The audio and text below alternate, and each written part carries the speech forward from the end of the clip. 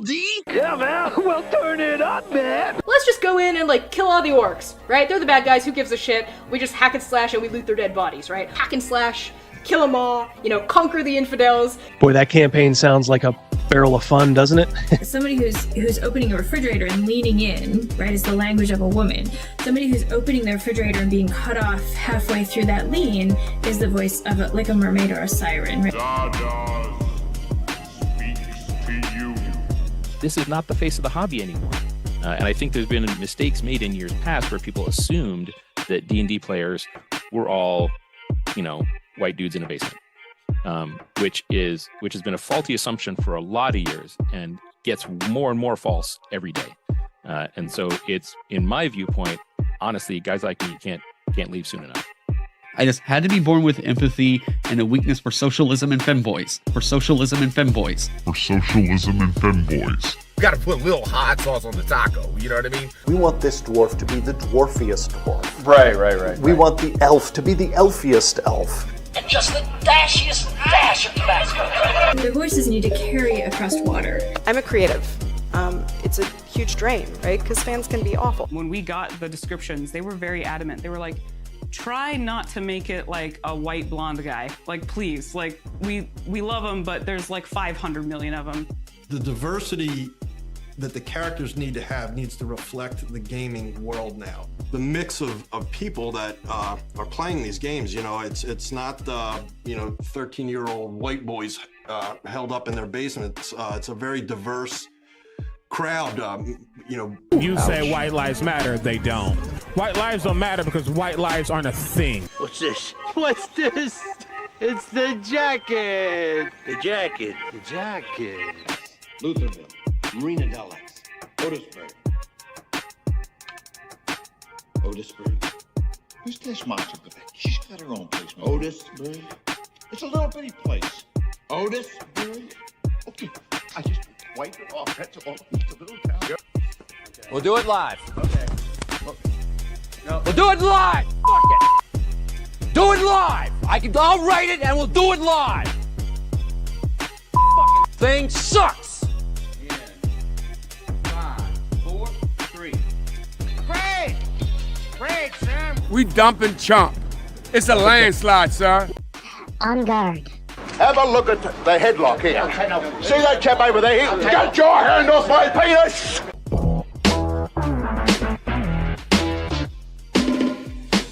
Double zeros, baby! Whoo.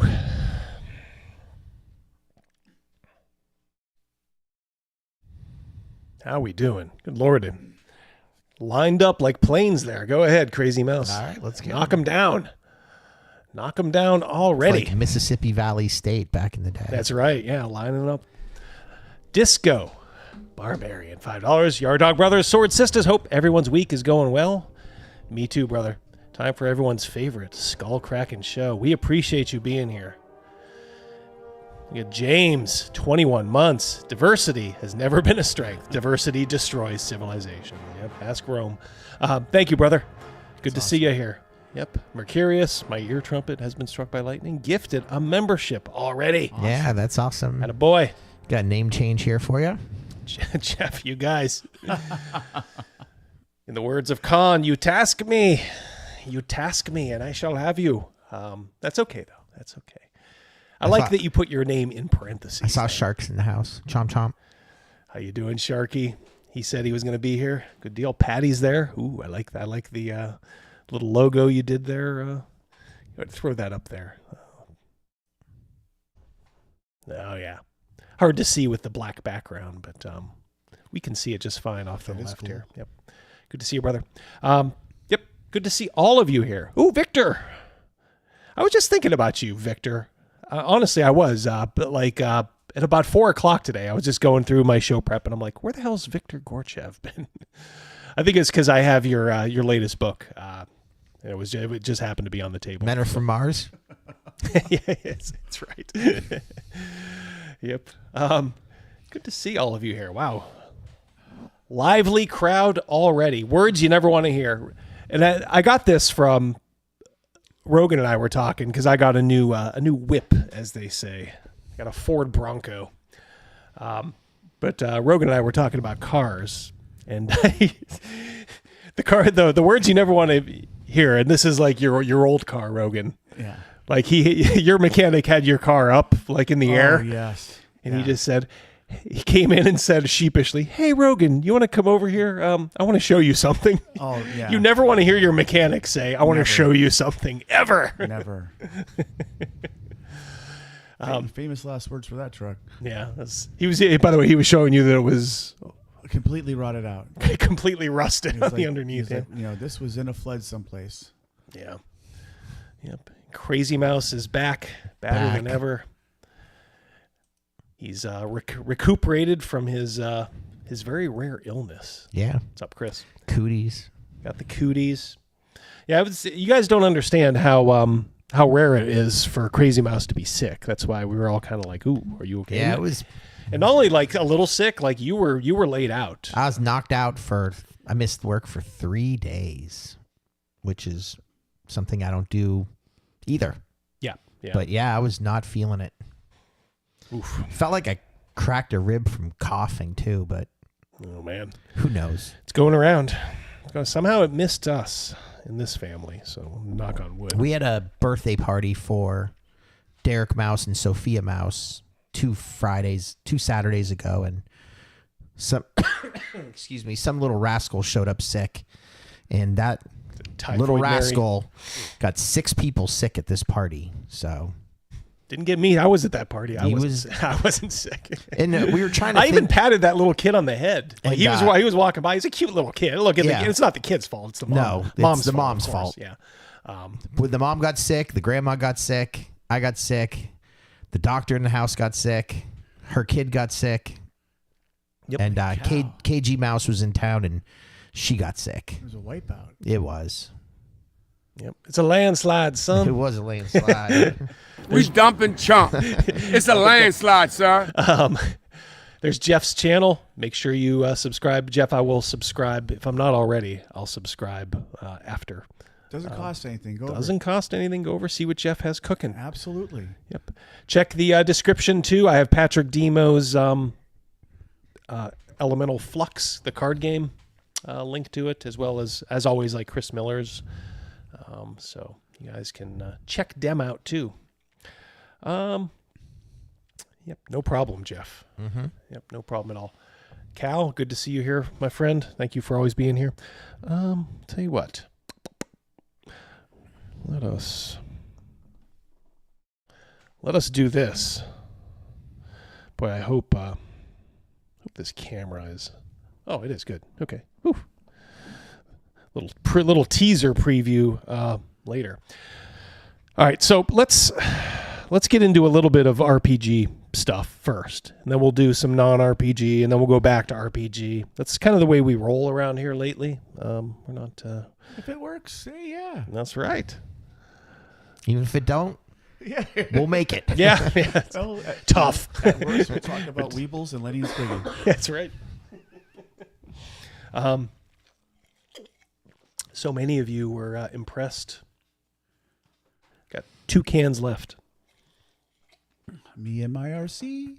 Me and my RC. Mm-hmm. I kind of rekindled my love for RC.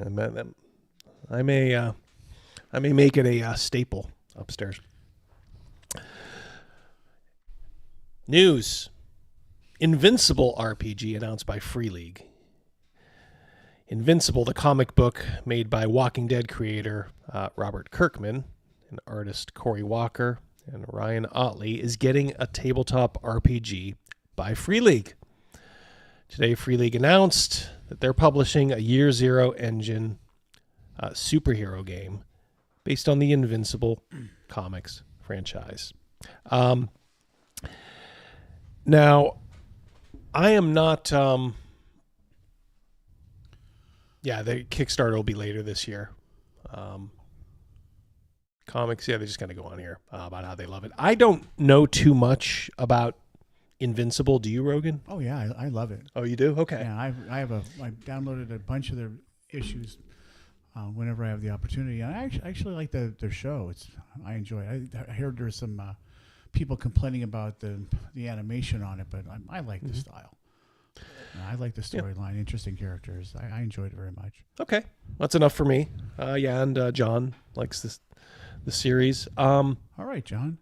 And but I kind of like Free League. As far as like I guess you couldn't even call them big publishers, but they're a name publisher. As far as the name ones go, they're probably one of the best. And I'm talking like actual like companies here with more than maybe like 10 employees. So that just kind of piqued my curiosity. So we'll see. I might keep an eye on that. I might take a little nibble. Ooh, I may start making income the Garibay way, says Patrick Demo for $5. Being a dasher? Or yeah, I promise not to film batshit insane nose cam rants about D&D to post on YouTube. Yeah. Why don't you expound on that a little bit, Patrick? Let us know what you got. The nose cam's not the big deal. It's the eating what comes out of it. yeah. It's seeing that same sign he drives by over and over and over. Mm-hmm. Yeah, superhero games, they can be a little tough to balance mechanics-wise, yeah. I do see what you're saying. We had a really good one way back in the day. We were using Mutants and Masterminds. And it was pretty good. I think it was pretty well received. One of my favorite campaigns we ever did. Yeah. Yeah, so I would one day like to go back into the realm of supers. So we'll see. I actually also ordered Mrs. D loved the look of this Batman, this like Gotham RPG, but it's mostly just miniatures. So it's got like 200 miniatures. She's like, "Oh, that looks so good." I'm like, "Fine, I'll back it." Right. So may just be for the minis, but I may take a little nibble on this Invisible just because Free League has sort of earned some trust. They ain't perfect, but overall they're pretty good. I don't know. We shall see. Shark and Disco look like they have the same, like all Badger, Shark, Disco. Yeah, those are based on how long they've been members. Okay. Yeah. Isn't that crazy? Yeah. It's like right in a row there. Yeah. So sometimes if they re-up, yeah. Yep. Bam. I just thought I'd show this because I think we've seen the picture on the left. That's the new Marileth. What? From in the new Monster Manual. On the right is the way a Marileth should look. To some extent. I've seen Marileths look a lot better than even the one on the right.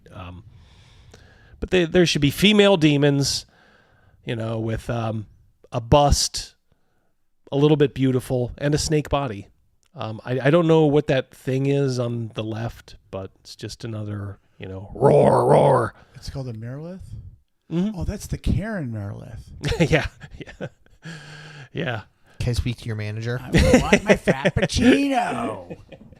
This isn't a Frappuccino. Yeah. Do not like. May I speak to your wizard? Cal says it was based on an Indian god or a demon before. Yeah, you get that with the 6 arms, and that does seem very very Hindu, I guess. Yeah, no one of consequence. A type 5 demon. So there you go. We may do another video later, like EFAP, about Super Geek Mike's take on some of the art in the Player's Handbook. As if we couldn't get enough of him last week. He's been sort of on my mind lately. Hasbro released their fourth quarter financials. In the fourth quarter and year end, of course. You release those both at the same time. In the fourth quarter, now I think, being an accountant, and I can't lay claim to being an expert, even though I'm a CPA, I can't lay claim to being an expert in Hasbro's financials. I haven't looked at them that closely because I think they hide stuff. They are purposely obtuse when it comes to certain things. And I don't want to come across as an expert. It's funny because the people who aren't accountants, they'll tell you exactly what a lot of this stuff means, but I'll just note one or two things. Fourth quarter Hasbro revenue declined 15%, excluding the E1 divestiture. That's something they've been wrestling with for like a year. I don't know why they're still bringing that up. Revenue declined 3%. So I guess they're saying outside of this one major event, this E1, which I think was like an entertainment gig that they dabbled their toe into and got burned pretty bad. So I think their revenue really only declined 3%, which, isn't terrible, but I don't know. Wizards of the Coast and digital gaming segment declined 7% due to the lap of the Lord of the Rings holiday set.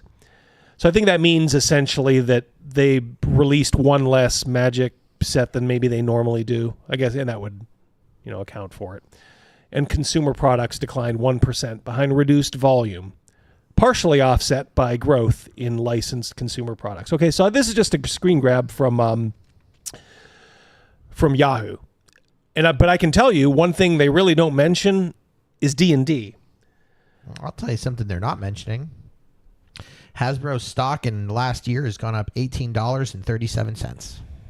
Well, I'm looking at it right now. I think a lot of that has to do with some of the cost-cutting measures and the fact that Monopoly Go is a money machine. Oh, yes.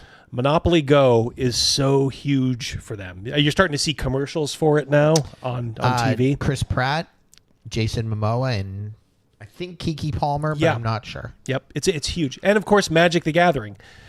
What you don't ever see is D&D. They do not mention really D&D. They don't call it out on their financials. It's like rotisserie chicken at Costco's. It's a loss leader. I wouldn't even say it's a loss leader, but it's just sort of a kind of a, not even flat, it's just kind of a gentle rolling hill for them, a gentle slope up. So here you can see the same Yahoo article. This is now, we're talking full year, Wizards of the Coast and digital gaming. This is a clip of what the bullet points that Yahoo saw fit to call out. Revenue increase of 4% for over the year now. We're not talking fourth quarter. Now we're going by year. Driven by strength in licensed and digital. There you go. Digital is Monopoly Go. Magic the Gathering revenues actually decreased a little bit due to the lap of the Lord of the Rings. Again, if they were able to get, I think, an extra set out, they probably would have been a little bit above water there. Even though I don't think Magic is, even though it's $1 billion brand right now, I don't think that it's growing as fast as they would like it to be. Now they've also said that they want D&D to be $1 billion brand. Holy smokes, are they? D&D is not close to being $1 billion brand. D&D reminds me of the cousin Oliver of the Brady Bunch in regards to this. Yes, it sort of is. It is. Yeah, it is. It is kind of the odd cousin or the redheaded stepchild, so to speak. Dark Knight of Hibernia, 5-0. These people would lose it over the fact that in my 0E game, Succubus, Succubi will be beautiful, womanly, and absolutely dangerous, and will exploit simps. Yeah, that's always been their mark. That's what they should do. Yes, those simps have always been a mark for Succubi. I mean, both fantasy and real life, if you know what I mean. True story. Exactly. Solitaire, anybody? How dare you? Yeah, lap. I think in this case, Chris, it just means like timing. I think what happened is they were scheduled. They wanted to maybe get out like an extra Magic set, or they should have gotten an extra Magic set out this year, but just due to the timing, they weren't able to. So I think that's all that means. Yep. Halaster Whitecloak, welcome to Defender, brother. Guys, I'm gonna try to do a member only stream this Saturday. Mrs. D is going out with daughter D, and I have nothing to do, so I think I'm gonna do a member only stream this Saturday. So be on the lookout for that. We'll kick back, relax. I'll take my shirt off. We'll have some fun. Oil yourself. I'm gonna oil myself up. Yeah, absolutely. It's been done before here. Yes, it has. At the game table. Digital and licensed gaming increased 22%, with Monopoly Go contributing $112 million for the full year 2024. And that's just an app game. Yeah, that's a little mobile game. That's amazing. Oh, it is. Operating profit increased 20%, and operating margin of 41.8 was 5.7 points higher than last year due to digital licensing revenue mix, productivity gains, and lower royalty expense. Overall, actually, I think looking at the whole, Hasbro had a pretty good year as a whole. A great year. Stock's up. Yep, stock's up. Stock in Hasbro, you're making money. Yeah, but I don't think it's due to D&D. Going back to this, so I take out the E1 divestiture. Revenue declined 3% in the fourth quarter. Well, what was released in the fourth quarter in September? Even before the fourth quarter, the Player's Handbook was released. Middle of September, Player's Handbook, okay? I remember the run-up to 3rd edition and how everybody wanted that book. And it sold like hotcakes. Everybody wanted that 3rd edition Player's Handbook.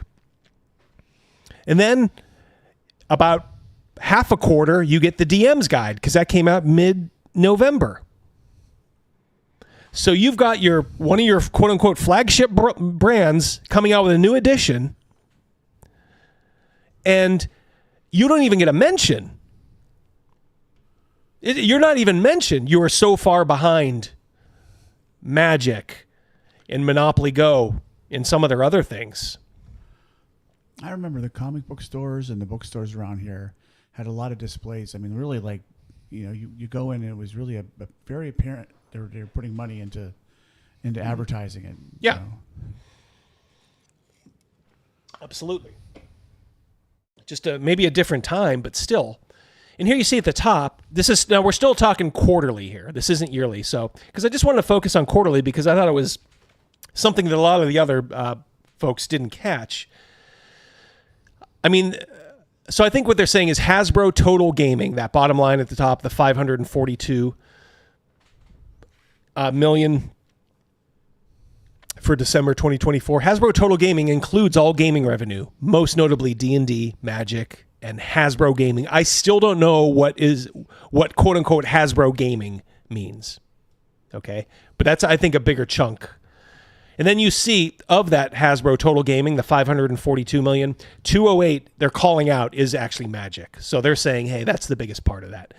So 300 is divided between D&D and Hasbro gaming. If any of you know what Hasbro gaming means, this is why I don't analyze their financials in detail, because like I said, they play a little, I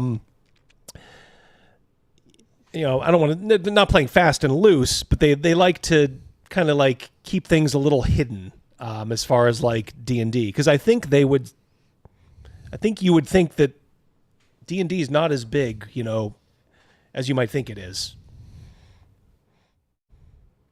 Best friend traveled down from Indiana to Florida for a work conference and stayed with me. Ooh, he brought me a copy of the 3rd edition. Yep. Yeah. I love those Halcyon days. Yeah, for sure. I remember them vividly. Yep. Yeah, so, if I could figure out what's in Hasbro gaming, I have no idea. Because basically what we're talking about then is there's like 330 million between D&D and Hasbro gaming. Well, what is in Hasbro gaming? I don't know, and they won't tell you. John Osborne says, is it Monopoly Go? That's what I'm wondering. Because if it is, well, okay. Now we know where a third of that is. And then they have a bunch of other little things, And they want D&D to be a $1 billion brand? I don't think so. I don't think so. Snake Oil Sean, 5 memberships. Hey, Sean, I got a little preview for you. Who do you see at the bottom there? Who do you see at the bottom, Sean? Ellen Page. A little bit further to the right there. Well, that looks familiar. You ever notice? We found our Tyrus. It's perfect. Yeah. I listened. Gary Shandling, absolutely. I said, guys, who should play Tyrus? Snake Oil Sean, not for the first time, said, it should be Gary Shandling. So probably as a joke. Well, guess what? Joke's over. It's now ape law. It's now reality. Yeah. All right. So anyway, I think it's curious that in all this, they don't call out D&D at all, despite a new edition. New edition. You'd think the first 3 months, the sales of the player's handbook would be gangbusters. I don't think so. Yeah, I don't think so at all. You'd think that it should reflect on there, and they should be really proud, of how that would influence that. Obviously, they're not proud because it's not positively influencing. Yeah, exactly. I mean, and I'm not even saying, oh, it's a flop. I'm just saying it didn't move the needle at all in the fourth quarter. It's Oliver. Yeah, it didn't. Yeah, it's just like Oliver didn't move the Brady Bunch ratings. No. And yep. Yeah, John, quarter 4, 2024 should have smoked quarter 4, 2023. Physical copies, Chris, I'm not sure if you're that much wrong. I mean, I think maybe they sold some digital copies. Maybe that's kind of where they're saying like, hey, we're good. No overhead with that stuff. Badger, $5. The only way D&D is a $1 billion brand is if Hasbro licenses it to hell and back. They're going to try to folks with too much money and too little sense. Good point. They've already said they're going to do that. They're going to splash D&D on everything. Talk about soiling your brand, cheapening your brand. They don't care. They just want it to be. They just want to make money off of it. They're going to use it like a $20 whore. That water will not be drinkable. No, after a while, it's going to be a joke. Yeah, it's going to be a fucking joke. Cesspool. Yep. So.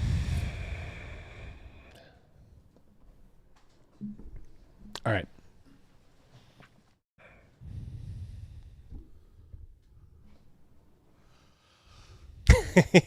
That get your attention?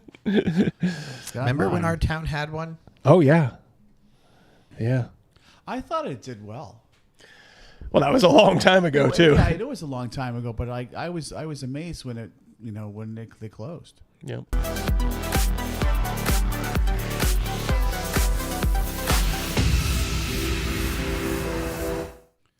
Some off-the-table news. Hooters is likely preparing to file for bankruptcy. Hooters preparing to file for bankruptcy, according to news from Bloomberg. The outlet said Hooters is working with Ropes and Gray law firm to prepare a bankruptcy filing. Plans are not final, but if they go through, said the bankruptcy filing would begin in the next few months. We could be losing Red Lobster and Hooters, within a couple years of each other. 300 locations, including one in Indianapolis, where we've ate at a couple of times for a Gen Con. Sandwich there and a lot of cheese sticks. Yep. Struggling to pay bills, as you can imagine. Hooters closed about 40 locations already. They were acquired by a private equity firm, little ways back. What, you mean after allowing Troons and Fat Chicks, their sales went down? Shocked, says Chris Miller. It's crazy. Well, this is what we expect when we walk into a Hooters, right? That's always been my dream. Yeah. You walk in. Here's the deal. Everybody knows the deal. You walk in, you get about 45 minutes of daydreaming because your waitress comes up to you and she's cute. She smiles. Everybody knows she wants nothing to do with you, and that's okay. You play along and, have a good meal. And I thought they had decent wings and stuff for a while. Yeah, good chicken sandwich. Yep. Oops. But then you start getting this, and I'm not sure how much this actually had to do with it, but it had a little bit. Everything.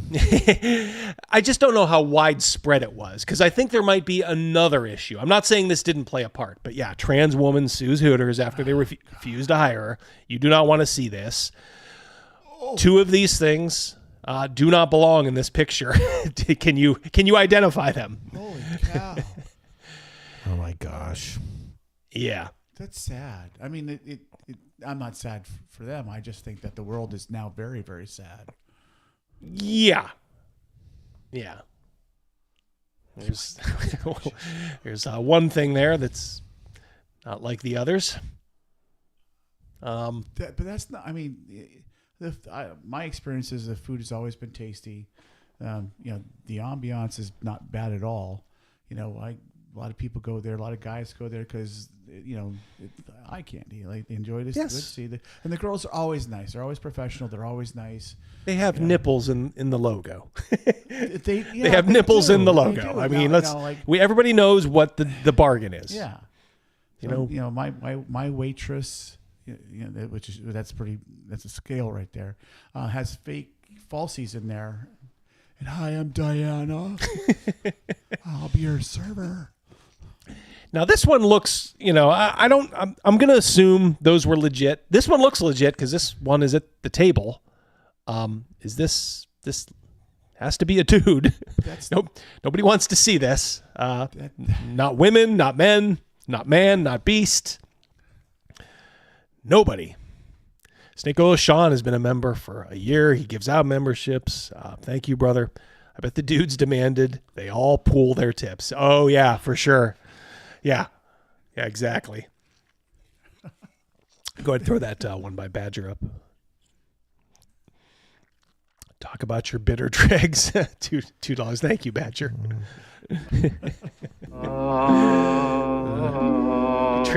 They tricked you into it. Bitter dregs. How'd you remember that? Yep. Bitter dregs. That blows me away. That you hit that. Anybody who watched a lot of that, it's always stuck with you. Like the hippies. You know, when Spock was jamming with the hippies. Yes. Now here, this is Russia Times talking about Hooters. I think this has something to do with it too. We reckon they're sort of in that Playboy no man's land, too offensive and, you know, cringe for the Gen Z wokesters, but not that titillating now that actually naked women are a click away. And also, let's face it, you know, you have DoorDash, you know, in places like that. A lot of these guys just want to stay home and play video games. And they really don't care if they see a real life naked woman because they can just fire it up on their phone, which is sad because there is value in just kind of social interaction with just talking to a nice young, you know, lady, even if it, you know, it's just above board, you know. But look, if you're a younger guy, it's conceivable you could go into Hooters and get a date with, you know, one of these. I dated a Hooters girl. You did, and she was good looking too. Yep. I have that picture. I was almost going to put it up, and I'm Please like, no, I can't do that. Yeah, I can't do that. But yeah. Yeah, so it's conceivable, but, you know, a lot of young guys, they'd like to just stay home and, like I said, not put in. Back in the day, Hooters was owned by Ralston Purina. And I just remember my wife, who's in human resources, was helping this girl put together her resume. And at that point, Hooters was already out of business in our town for a while. And she just said, well, don't put Hooters. Let's look at their parent company. And that's when we found out they were Ralston Purina. Yeah. That's wise. Yeah, it's a good That's wise. Good idea. Yeah, DoorDash and OnlyFans. Yep. Of course, them having waitresses dipping hot wings in their what? But JJ doesn't help. This waitress was taken into police custody, witnessed by coworkers dipping hot wings into her vajayjay before serving them to customers. Oh, God. That's, you know, I'm sure there's more to that story. I gave a ride to a woman that worked at Timmy Ho's here, and some guy paid her to spit in his coffee. Oh, and people are just wacko, you know. Yeah. So hey, for an extra $10, can you rub your cuckoo on my, you know, freaking drumstick? Yeah. That's within the realm of possibility. I'll allow for that. Yeah. That's got to burn. Yeah, edgelord space hippies and Surf's Up Batman TV Gold. You know it, brother. You know it. Yeah, as Overkill Joe, a little hot sauce in the taco. Thank you, Joe, and thank you, edgelord. I got to rethink where I get my wings at. Now we'll go back. Maybe we'll go with the now we have Condor DMs role playing game. And one more thing on this. Yeah. Chicken wing. Mm-hmm. It doesn't actually say that the Tabasco wing sauce was already on it. You know what I'm saying? Yeah. It was just like, here's the wing, and I'm sure that it is hot, right? Yeah. But it doesn't say hot sauce is all over it. So like she just probably rubbed her cuckoo on it and freaking probably by customer's request. You never know. People are weirdos. It's possible. I'll get that one. Yep. Seems like you'd pay extra for that, says James. Yeah, someone may have. Yeah, Crazymouse brings up a good point. Maybe somebody, even though she can't do that, for obvious reasons. But yeah, all right, I will need control here for a moment. You got it. All right, so I'll tell you what. Here, let's. Boy, you guys are They're on fire. Here we go. They're on fire. So, as you know, I now have a tabletop role-playing game that I created selling on Drive-Thru RPG. It's our old friend Condor DM, Steven. He has his own RPG. I just put up a new version of the PDF today. It's an edited one I'm really happy with. To celebrate, I'm going to put the full version of the game on sale today for a few hours.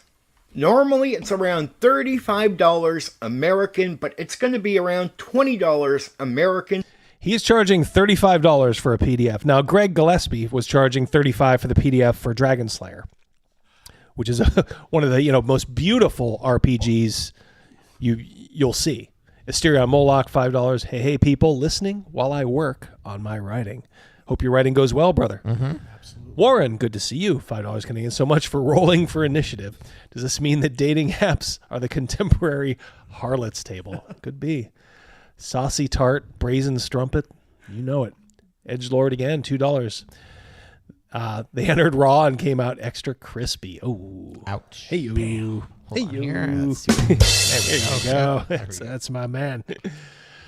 All right, $35 for a This is for a PDF, and I'm going to show you guys what this PDF for a few hours today. And if you're interested, you can go ahead and pick up the full game on sale. Though after a number of hours, it will return back to the regular price. I'm not going to do sales too often, at least not on my main products that I'm putting up now. But this is going to be a rare sale, right? One that's probably not going to come Take around my money, anytime says Bleeker. soon after this. So if you really want to get the game he'll for take a bit cheaper, here is your chance. Got a sale now, going. To be clear, I'll be bringing out more content for this as we move forward. Some of it will be free, and some of it will come at a cost. I may put other products on sale going forward. There's no doubt about it. But There's no duty booty. Here's no duty booty.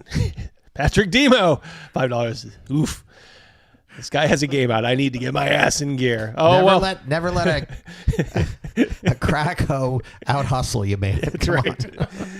Yeah, just and game is a very loose interpretation. Patrick, Jeff Hatch. He sounds like he is lecturing us for $2. Yeah, he always sounds like that, though, Jeff. You should know that by now. Not going to do that with the main game too often. So here's an opportunity, and if you're really interested, I say get on it. I love you, so get out there and get the game. For now, take care. I feel dirty. So now. as you said, I love you. I feel dirty. All right, I got to. I'm gonna have to take control here. I'll keep an eye on. All right, there it is. All right, so he has the audacity to say the book layout.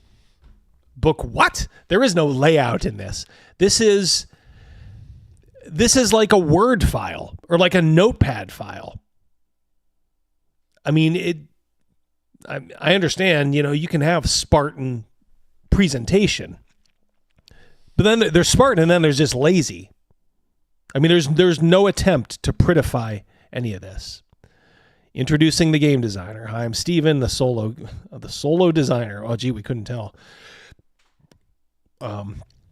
telling us he's been role-playing games since 1991. Actually, me and him share like I ran games as a kid, all that. But then like I said, I went to college, high school, went to college, and there was like a 5-year gap. And then when I came back, it was 1991 too, when I started to run games again. Don't worry, this isn't a lengthy novel. It's a game manual. Here you'll find my opinions, the game mechanic. He lies in this the same way he does in his videos. It very much is a lengthy novel in some respects. It's 1,100 pages. It is 1,100 pages.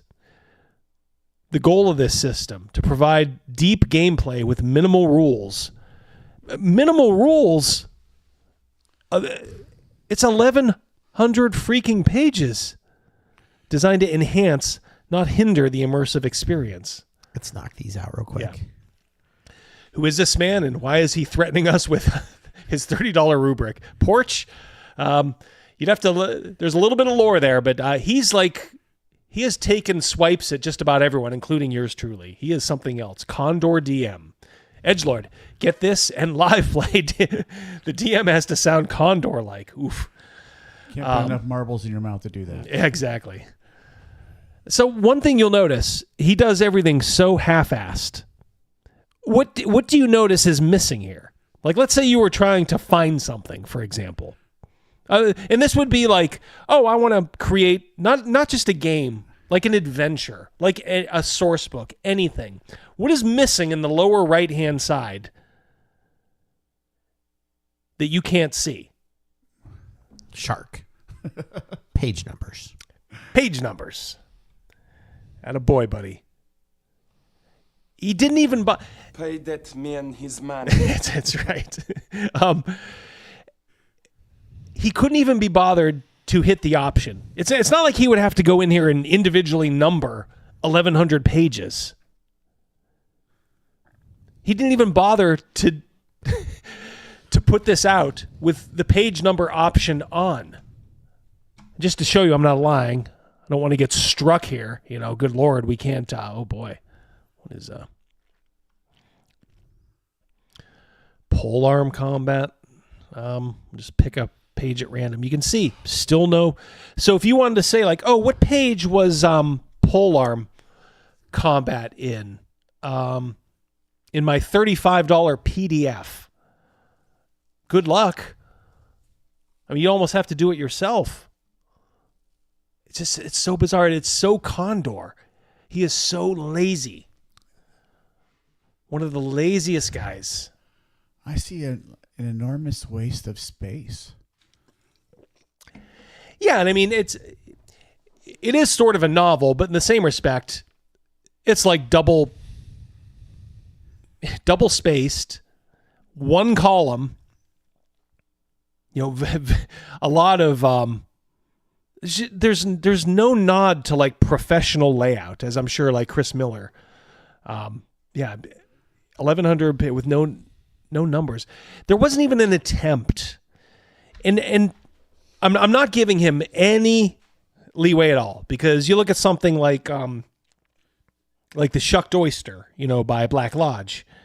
I mean, they hadn't made anything before, but they learned affinity, how to do book layout. And you look at that book, it's good, it's laid out professionally, because they took Condor literally took no time. He just said, I'm just going to bang out a Word document and call it my game. Didn't even realize that professionals, this is like the starting point. This is what you submit to your publisher, and then they pretty it up. Well, if you don't have a publisher, like a Chris Miller or somebody, you have to do that work yourself. And he just said, fuck it, no, I'm not going to do that. I'm just going to put this out here, and boom. Cal, sorry, my pole arm is stuck in the succubus. Ooh. I'm with you. You and me both, brother. Lost limb causes pain ranging from level 3 to level... So this is... I have not examined this game in detail. Why would I do that to myself? But I can tell already here, causes pain ranging from level 3 to level 5. Sounds a little convoluted. Patrick Demo, I take it back after seeing. I'm in good shape. Yeah, I knew you'd see things that way, Patrick. You got no worries, Patrick. Yeah. I don't want to give away too much here. He'll probably be a little bitchy about it. So I'm just going to show a couple of pages. That's the good thing about having an 1,100 page book. You know, fair use is probably like showing like 100 pages. I won't even do that. I wouldn't subject you to that. Non-lethal attacks. Fighting with ranged weapons. This is just, it's so amateurish. How could somebody think that they could present gain a this? plus 20 bonus to their attack. Is this Jelly, the D100? I'm going to carry that over into your game. Yeah. I think that's the one thing I did to try. I think it is die 100. I think it is Oh, die okay. 100. All right. Yeah, so. But we can still carry that It'd be like, Yeah, we'll still carry that over. all right, yeah. Yeah, agility. If they succeed on an agility score check, they gain a. All right, so I can tell already, you know, the design here, you're making like attribute checks before your attack check to get a gigantic bonus and a +3. That you're already like rolling more dice than, you know, maybe you should. You're doing a little bit more math. I mean, Meth or math? In his case, both. Wow. Got one from Jeff here. Oh, yeah, go ahead and throw that up. Jeff from Denkar. This comes off as a desperate cry for help. 10-1, he'll blame you and others for its failure rather than look into the mirror at the guilty party. Always Jeff from. He always does that. Yeah, it's always everybody else's fault except for his. I think we talked briefly before the show started. You were telling us, talking a little bit about this. And my thought on this is this was his therapy after his divorce. Yeah, I can see that. He says he's been working on it for ages, but all right, fine. I mean, if you have your rules, you know, set up, but you know, you also need to actually put a little effort into presentation. I mean, it's just. All right, let me zip a little further down. I'm just picking pages at random. I think these are the spells. Not sure what happened there. I lost my logo. Abilities. Kintar's Mish Powder. Kintars grow a fungi they call Mish. The fungi is very dry, so the Kintars turn into a powder. Okay, the Kintars can eat this. Wait, who are the what is this? Kintars are on page 314. Damn. Okay, so Kintar's Mish. All right, so there should be an apostrophe there, right? Kintar's Mish Powder. Kintars are.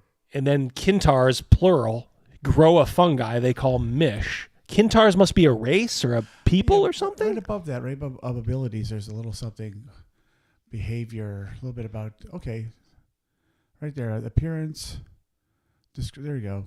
Oh, they're plant beings. Okay. What? I don't want to have a salad in my group. I don't want to fight next to a salad. A salad. Plus 30 attack bonus. Plus 70 to armor target number. Oof. Man, this is not looking good. Oh, they got psionics too. Yep. Good thing you ran spell check there, Condor. For initiative. God. Initiative. Well, he really screwed that one up. He's... Oof.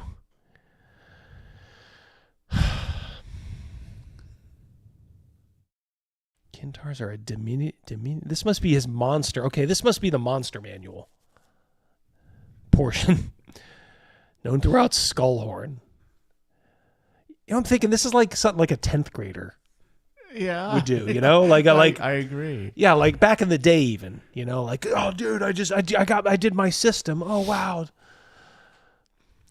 Merlin for $4.99. Vox Day calls guys like Condor a gamma male. Yes, wants to be popular, in charge, and to be respected, but never does any work necessary to earn it. Yeah, he's always half-assing things. It's always other people's fault. He can't do anything. Yep, can't do anything without blaming somebody. Kintar's mish powder. For some reason, this is sticking with me. They grow a fungi called, the fungi is so dry, the Kintars turn into a powder. Does that make any sense, though? Kintars are the monster.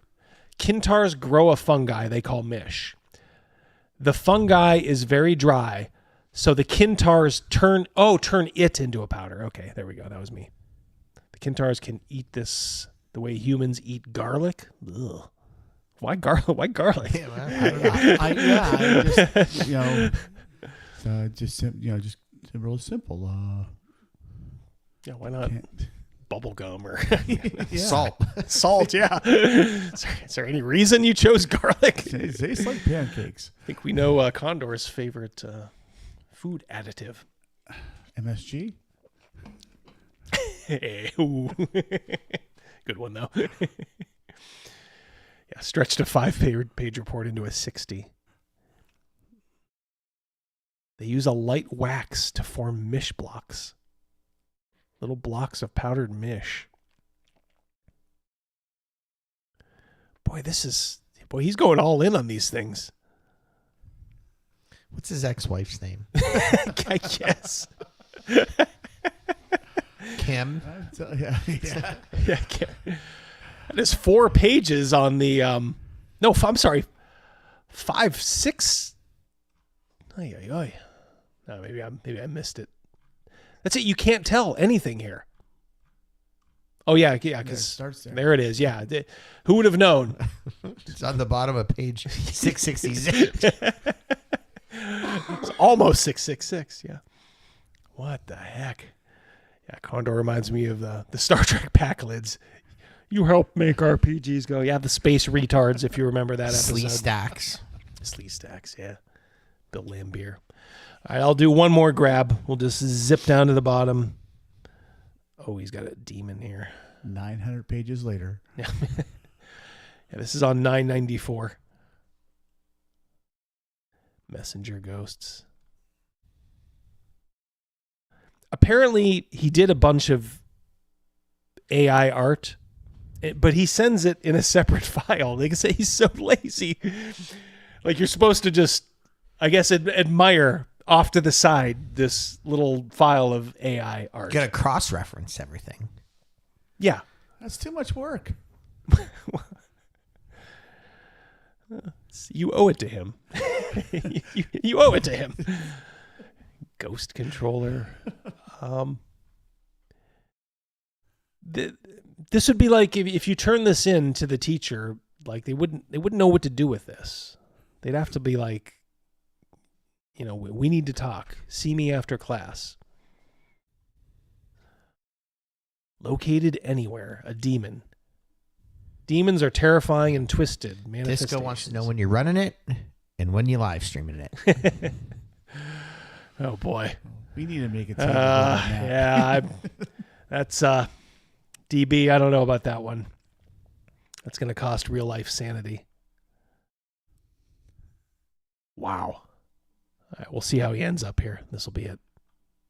This is literally the last page. This is page 1125 out of 1125. It just ends on bats. Which you'd think would be alphabetical. I mean, wouldn't you at least try to put it in alphabetical order? Do Canadians do their language a little bit different than us? I didn't think so. It's like someone ripped the last handful of pages out, but this is a PDF. Mm-hmm. Literally the last 2 pages. Owls, pigeons, songbirds, and bats. Lions, tigers, and bears. Oh my. Fuck. This is, I hope that he really got a lot of therapy, getting this out. Working on it and working out his demons. I mean, I feel bad for because there's people who don't know who he is and are like, ooh, Skullhorn, this looks good. I wonder if he probably doesn't allow a preview. So they might be suckered into it. Did you see his monster listing for flies? 1 hit point and impossible to kill. Oh, good lord. Go Miyagi up on that. Hey! Grab him out of the air. Impossible to kill, huh? Dang. Yes, you don't need your fly swatter in Skullhorn or wherever it's called. I'm sorry, Condor. Excluding the fact that the system might be a little wonky, I mean that layout is just ludicrous. Your lack of a layout. When we getting this? See you in Pittsburgh. Can't wait. That's right. That's right. Oh yeah. Therapy, says Ironcaster. Yeah. Nick's got to go. Nick, take care, buddy. Oh, good to see you, man. He's got too much mish going on. There you go. Go straight to your thighs. A moment on the hips, a lifetime on the hips. Take a breath mint after. It's just like garlic. Make sure you wash your hands good afterwards. Yeah. Wow. I don't know.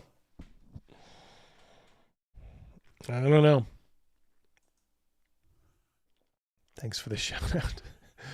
Don't forget to subscribe to Tied for Initiative. Yep. Early on, just look up Jeff Hatch, Tied for Initiative on YouTube. Let's get him. He's out too. Good night, Jeff. Yep. Good night, Jeff. Take care, Jeff. Everyone, make a mental note to go sub to that. Patty flags for fetal alcohol. Feels weird engaging with him. I assume we're still talking about Condor here. Wow. Yeah.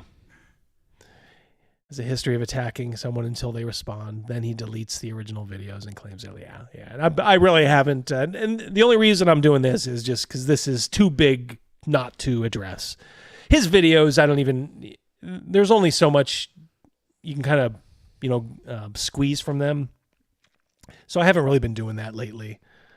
Plus, he was getting a little creepy for a little while. So I just was kind of like, just let him go. But, this game, I would really suggest anybody who's looking to buy this, just think twice.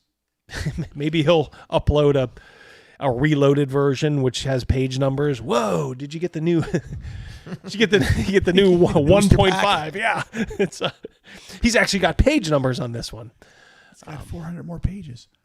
For $30, $35, there's an enormous amount of really good RPG stuff that people can go to Drive Through RPG and download. And we've had the good fortune to be talking to some of these people here.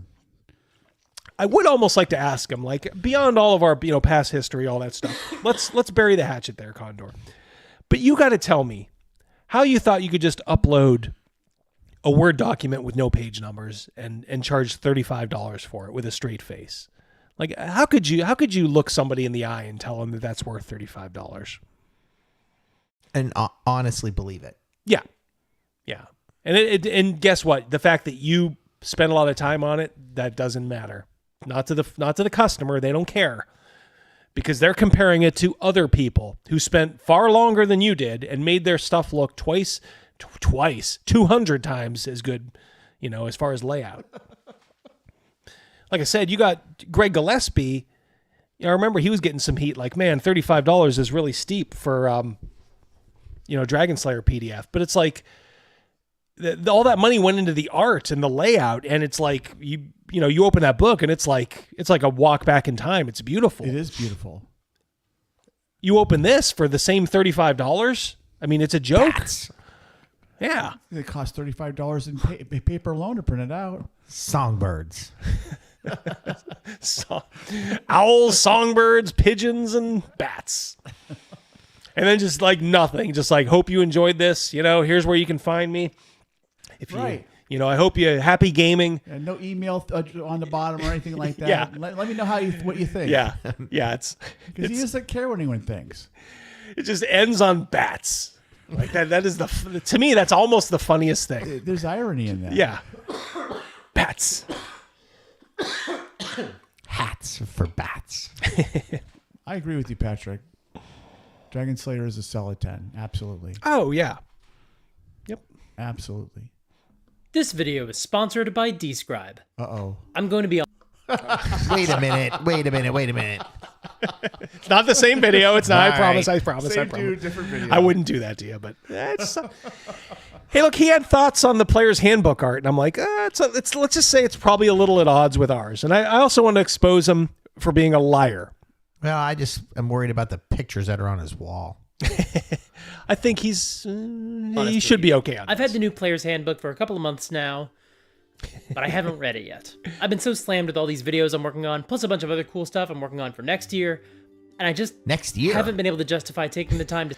I think this was a couple months. This is back with the player's handbook. February. Yeah. No, so this is a couple months back. Keep in mind, I just now sort of discovered this guy. I think I had seen him before, but he didn't register. So it's like, let's just say I'm enjoying like looking at some of his content. Simply sit down with the book. The most I've been able to do is just flip through it and look at the art. But honestly, that's already a pretty fun experience, because the art in this book is incredible.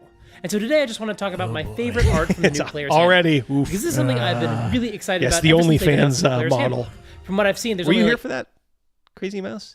He's on OnlyFans. Okay, all right. As we were saying, OnlyMans. OnlyMans, yeah. OnlyMans.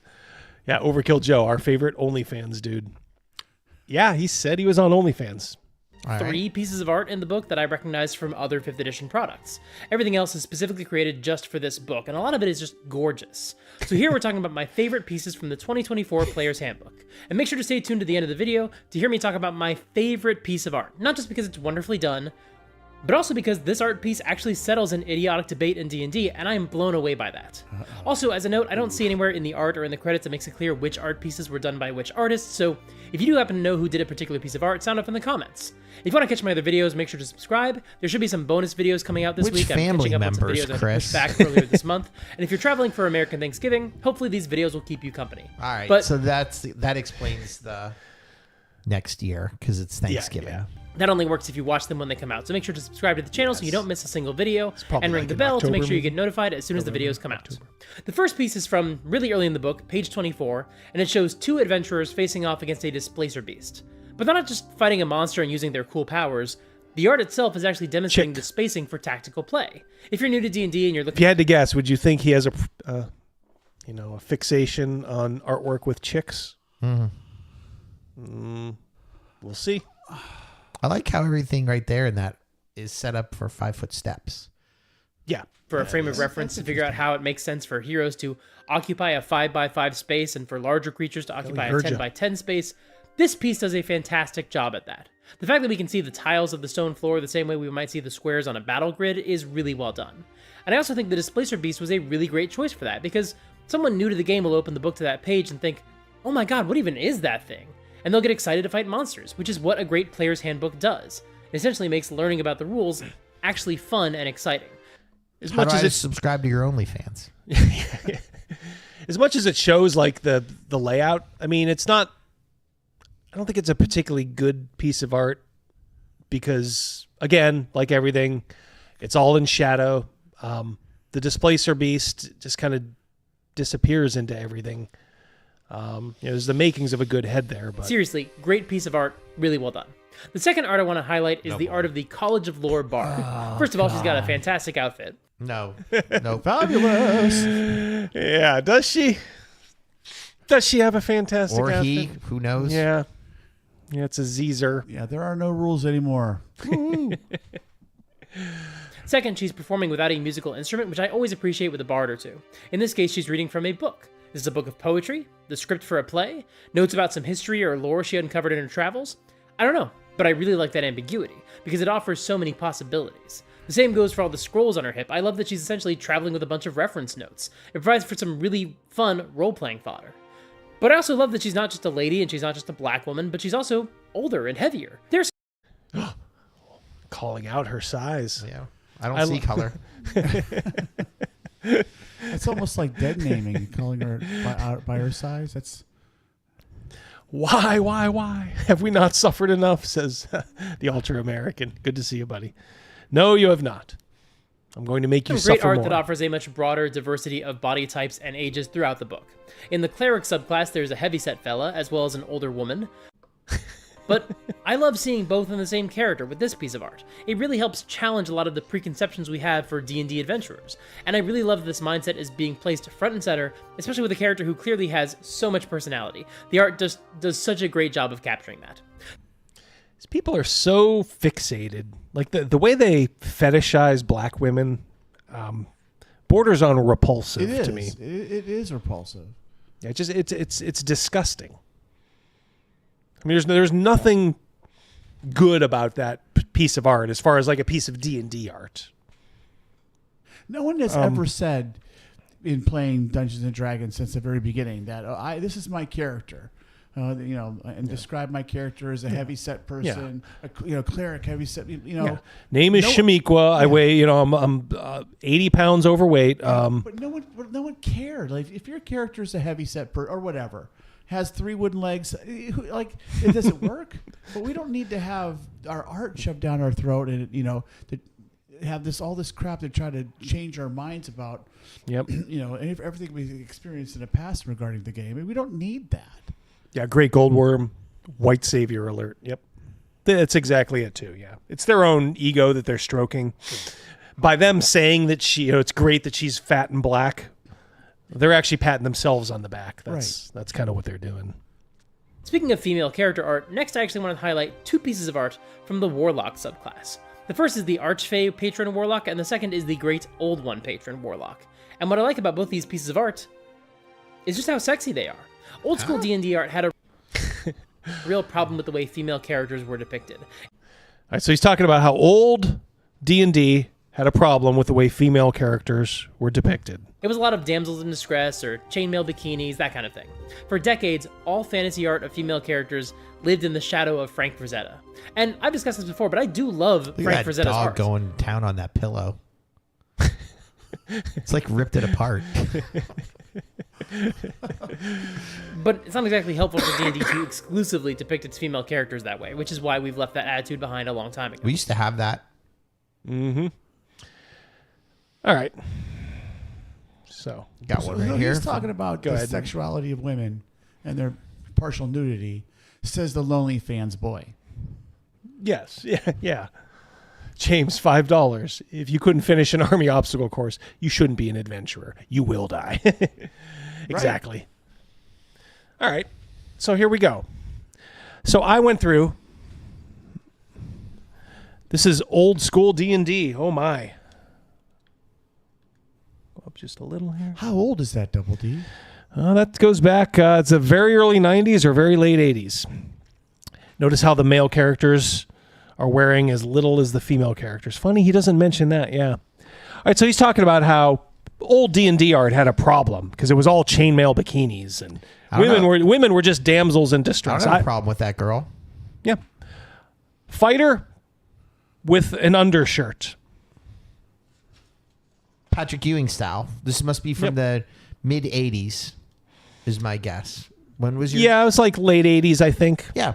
When Georgetown Patrick Ewing made T-shirts under... Yep. Gym shirts popular. Is that exploitative? No. It's a female thief. I went through, by the way, I couldn't... These are like all the ones with like a main like female character. Do you see any low cut? She's showing too much arm. Exactly. Yeah. This is like Victorian like porn. Yeah. She's showing up knee and elbow. Go ahead. Jeff from Denkar, $5 Canadian. He has a problem with the old art, and yet he's on OnlyFans. The cognitive dissonance is impressive with this one. It is. Ultra American, 2 months, just Justickyar. Thank you, brother. Make chainmail bikinis great again. Yeah, the old art is actually more appealing to me now in comparison to the art seen in books like Kinks and Cantrips. Yuck, yeah. But I'm saying I think there was less of what we think was in these books than we think. I mean, I know there was a little bit if you go way, way back, but like this is the rules compendium. Or I'm sorry, rules cyclopedia. And by the way, I'm not skipping any here. There's no chainmail bikinis in between here, I swear. Now she has a full chain set on. Yep. Some people are Chain saying underneath. 86. Some people are saying 86. 91. Yeah, I thought it was 91 myself. That's what I Badger's can got. look. Yeah, I can look. But you know, we're still, it's basically 80s. I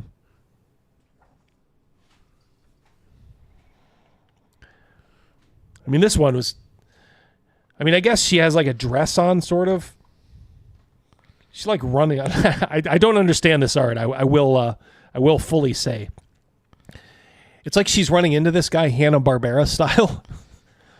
Boink.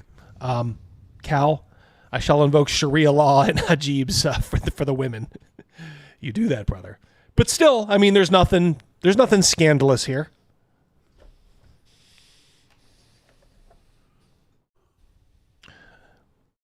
Woman there. Whoa, Chris Miller's got to go. He's got to work on his taxes. Ooh. Hope that refund's big. Absolutely. Have a good one, Chris. See you, Night, Chris.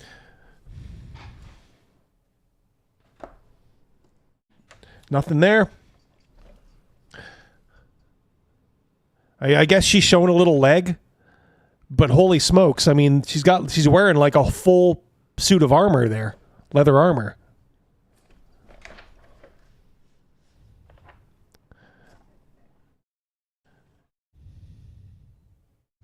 That looks sexy to you? Too much arm hair. When you just said that, it reminded me of Surge and Beverly Hills Cop. That's sexy. So he's full of shit. Those are, by the way, those are all the pieces of art in the rules cyclopedia. This guy cherry picked his. He had an opinion. Cherry picked some art. I think he went back to literally like 1975. Right. Like, okay, how many people, played under those rules? Right. Almost everybody came in under Advanced D&D or the box sets. By Rules Cyclopedia, women were working and running TSR. Yeah. Yep, exactly. Yeah, you had what's her name there. She'd already booted out Gary by that point. So yeah, you may have had like some of this stuff like far back, but if you have to go back to the original Eldritch wizardry, I mean, holy shit. Really? That's a little bit disingenuous, dude. Very disingenuous. And I'm kind of oversimplifying. I'm sure someone who's familiar with more D&D products from that era could find a couple of outliers that were genuinely progressive or empowering. Well, how about a whole book full of them, dipshit? I literally just showed you every woman in here is covered up and shown to be in character. There's not one single exploitative picture of a woman in the Rules Cyclopedia, which cobbles together the basic set, the expert set, the immortal set, and there's another one in there too. Well, if he's never seen those books, these Masters that you showed us, then actually he's not lying. Yeah, I guess. I mean, again, he's cherry. He knew this guy's savvy enough to know the point he wants to get across and how to do it. So he's cherry picking his images. Mm-hmm. Yep. He picked one image from Eldritch Wizardry. Give me a break.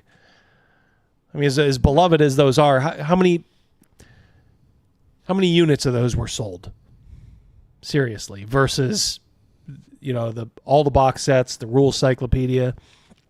And what I might do just to prove them wrong, I might go through the Advanced D&D, like the Player's Handbook and the DM's Guide, just to see how many really scandalous, exploitative pieces of art are in there. I don't think there's that many. Well, look at the piece of art you have on the wall over here. Mm-hmm. And, here's the sorceress with the dress. She's showing some leg and her arms as a sorceress. I'm like, there's no chainmail, anything. There's no bikini on her. Yeah, and Rogan's referring to the classic Arrow Lotus basic box set, with the sorceress. Yeah, she's a little sexy, but is fully clothed. Yeah, she got gloves on up to her elbows. And yeah, she looks like you would picture a sorceress would look. But I'm more speaking about the culture of the art behind early D&D, where a lot of the female characters were objectified more than the male characters. And no, they're not both the same just because the men were shirtless. Again, that to me, that looks like something that came out of that, like I said, 1974, 1975. Both male and female characters were presented as forms of wish fulfillment for male readers because you wanted to be the cool... How many male readers? Seriously, how many are we talking about here? Powerful male characters, and you wanted to be with the sexy female characters. But over the past few decades, we've seen a shift where female characters became less objectified and more empowered. And that doesn't mean we don't... And when was that shift? 1986 or 1991? These fucking millennial douchebags. It's like they think they invented everything. We invented women's lib. Bitch, I just showed you a fucking book. Don't still get any sexy ladies, because I don't think that's true. However, I think the reason I like these pieces of art is because they both feel unapologetically sexy, and yet I don't feel like these characters are objectified. It all has to do with framing, and I... All right, so here's my opinions on these art. The one on the right is fine. The picture of the piece on the art, the piece of art on the right is fine. The piece on the left, I can barely make out like what's going on. It fails the blur your eyes, and can you still tell what's going on? That looks like the ball that they use in gymnastics in the Olympics. Oh yeah, I know what you're talking about. Yeah, rhythmic gymnastics. Yeah, where they take the little streamers and yeah. Badger, $5. Most scandalous image from AD&D I can think of is the naked succubus. Yeah, in the monster manual, and it was drawn by Darlene. Oh yeah, great point. Yes. This guy screams pearl clutching Taurus. Yeah, when he's on OnlyFans. But it really comes down to this millennial narcissism. Things were terrible until we came around. Yeah, so we're going to go back to the very beginning and pick that apart versus now, and I'm going to explain the virtues of this art now versus the very, very beginning. That you had said it earlier, exceedingly disingenuous. Yeah, DB $5. Yeah, but women never want to be the sexy one who gets all the hot guys. Yeah, okay, exactly.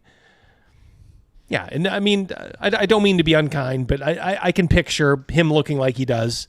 How is the women around him probably look? I'm sorry. You play at your level. Okay, this guy's not pulling an 8, a 9, or a 10. His girl's got them Kamala nose pierces. I would think so. Yeah, she's got the bull ring in her nose, and at various times probably had multicolored hair. Edgelord, $2. 2 words, Duchess and Candela. Yep. Thank you, Edgelord. Yeah. I don't know if I'd be able to articulate it beyond the fact that it doesn't feel like the imaginary camera is leering at them, but it also feels like these characters actually... Imaginary camera is leering at them. Yeah. I hate these people. What the... What is that? Wish I knew. Imaginary camera is leering at them? This dude's retarded. You got a little something, $10 super chat. Yeah, let me find something here. There's a new one. I don't know if I want to do it yet because I don't know what it is. So I'll do this guy. Like, you've got ogres. Asterion, $10. I love how it's suddenly different when it's the male character because he says, because he's decided how you interpret the image. This is literally just my horny good, you're horny bad BS. Yeah. I agree with that.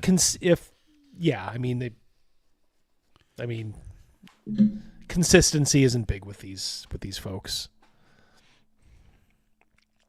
Porch, just stick ER for 1 month. Don't be too mad at this guy. Terminal male feminism currently has no cure. Yeah, they can still do damage. Boy, can it still do damage, Porch. There is a cure. Join the army. Yeah. Go to Hooters. Yeah. Eat a steak. Yeah. Yep. Get off of OnlyFans. Express themselves, and they weren't designed by men with one hand occupied with something else under their desk. And I mini Christmas. God. This guy's a degenerate. He's projecting. Yeah. Fucking degenerate. Ugh. Oof. Oh, there we go. Cock is pretty good. I like cock.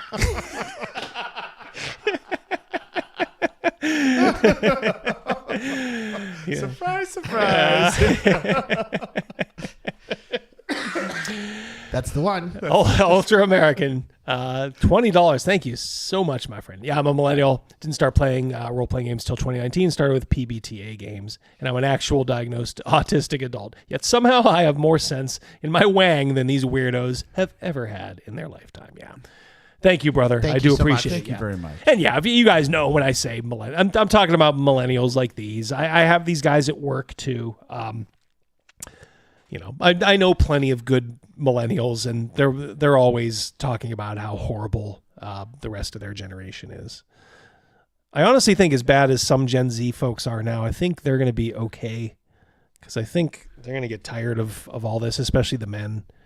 But these millennial men, they don't care. They'll be like this till the day they die. Soft and soy and outraged. Perennially outraged. Yeah, exactly, Rogan. I really like this book also makes it clear that this is still a perfectly valid fantasy to embody in D&D. You can just play a D&D character who is sexy and proud of it. I've run games for women who gladly describe their characters as wearing leather bikinis or boob armor with a midriff showing. So I know those. So why are we having this conversation? So they want their characters to be in a chainmail bikini, essentially. Is that what he's saying? It sounds like it to me. Oh, these are women players. Mm-hmm. Yeah. Well, what do you know? Shocking that a woman might want to feel sexy. Maybe I tell you, maybe the women around him are just having a laugh at his expense. Maybe there are some ones. I hope so. Kinds of players exist. And I love that they're being represented with these two gorgeous pieces of art. And speaking of powerful ladies, let's talk about the title page for the wizard class, because each class opens with a full page. So he has shown all women so far, pretty much. Isn't that Storm? Yeah, we thought that last time. We did. We were on to that. No, the other one was Storm. I'm so confused. She's floating off the ground, black chick with some white in her hair. Piece of art, but the wizard's art is absolutely my favorite. Is it just because the wizard is my favorite class? No, and also shut up. But I love that. Yeah. But once again, this is a sexy lady. There are male characters in this book too, but like, come on, these ladies can get it. But I also love the way we see sigils incorporated into the spell that she's casting, and I love the floating. Rather presumptuous, wasn't that? They can really. Yeah, from your mouth, dude. Get what? Spell tomes around her. It genuinely feels like someone took a bunch of the things that make a wizard cool, commanding incredible magic, wearing the robes of an academy or an order, being a nerd who reads books and maybe wears glasses, and turned them into an incredibly badass image. And also, again, this character is just wearing a fantastic outfit. I love it. She also reminds me a lot of Abria Iyengar's characters on Critical Role and especially on Worlds Beyond Number. Besides the color palette, this could be Sufi. Coincidence? Maybe. Probably, actually. But that's still cool. Next, I want to highlight this artwork of a bunch of tieflings playing cards together. There's a lot of great art in the species section.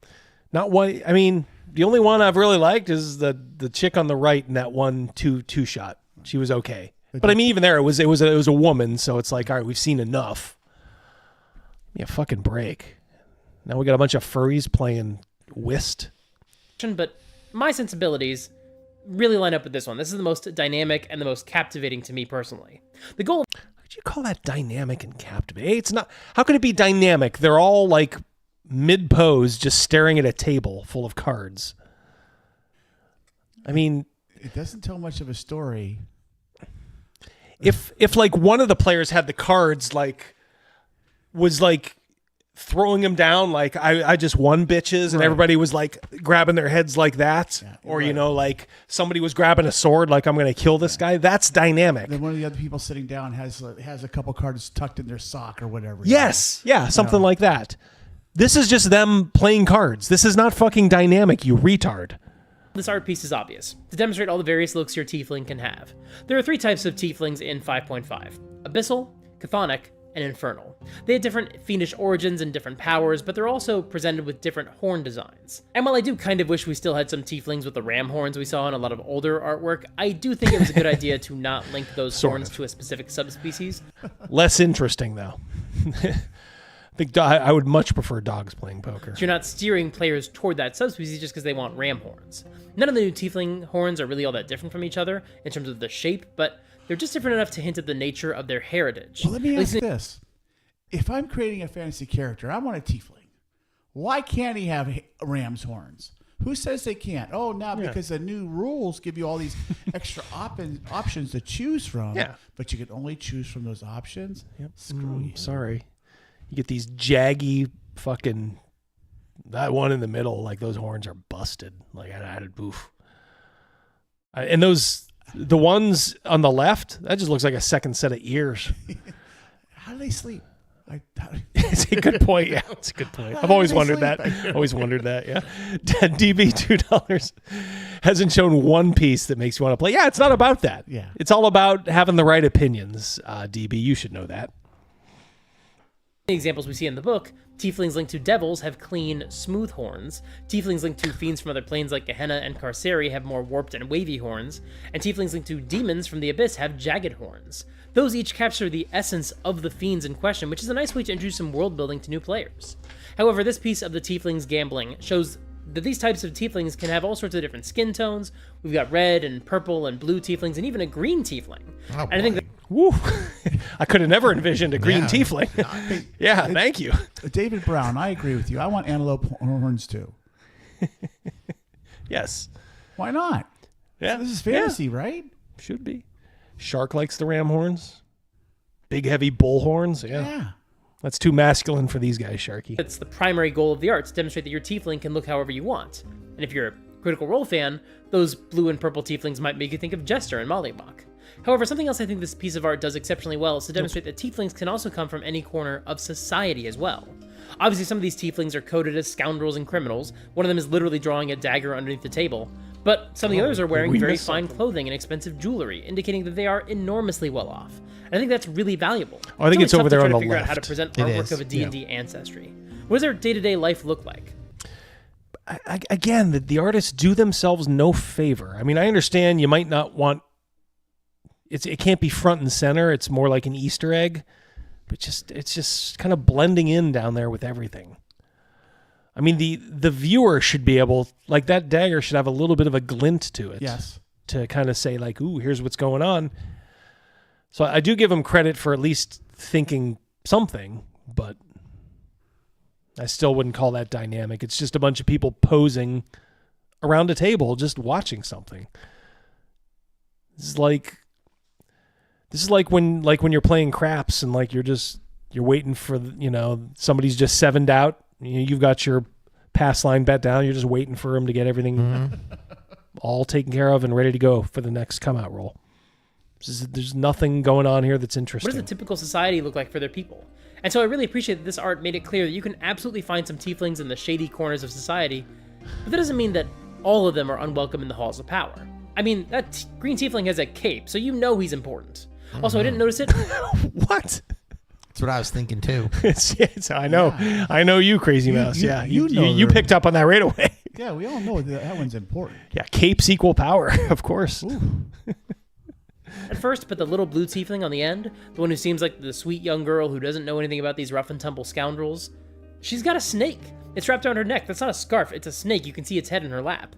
And that's just a really cool detail. They didn't have to give her a snake. That was a choice. That snake is a statement. Next.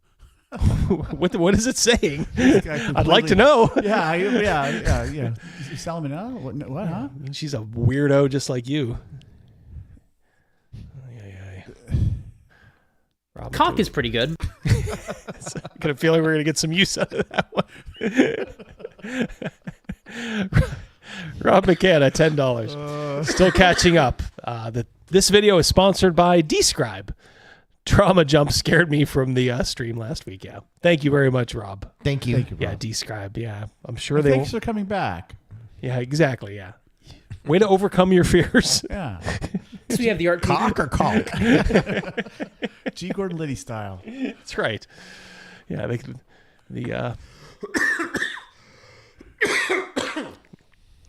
little vestiges of Crazymouse's sickness. It won't give in. Crazymouse. I'm sticking through. Now we went through in the past and we picked apart some of the art. Are we professional artists? No, I love art. You love art. You're a fantastic miniatures painter. Well, you're as good, and you are a legit artist. You're an artist. Yeah, you are a legit artist. Rogan, don't sell yourself short. Yes. Thank you. But we've picked this stuff apart. It's from what I believe. What we believe. It is kind of tongue in cheek, but I mean, we have opinions.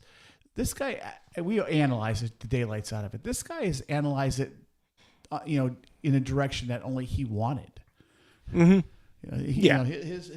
His drive, his purpose was not to be honest. Yeah, because even though I don't like most of the art, I think we've proven like we'll give a nod when we see a good piece. Absolutely. Like, I'll tell you, he's concerned about like the snake, the cape, the dagger. Let me tell you what I'm thinking about. Where'd that dog go that was ripping apart that pillow? Nowhere to be found. A bad dog. That I really wanted to talk about. The reason I made this video at all. A piece of art so good, so clear, that it will literally end arguments at the game table. I'm talking, of course, about the art for the spell Daylight. And I'll just quote the caption here because it sums it up pretty well. An elf cleric uses the spell Daylight to bring the light of dawn to a vampire court. And yeah, that's exactly what we're seeing. A cleric casting daylight above him and a bunch of vampires recoiling from the light as their skin burns.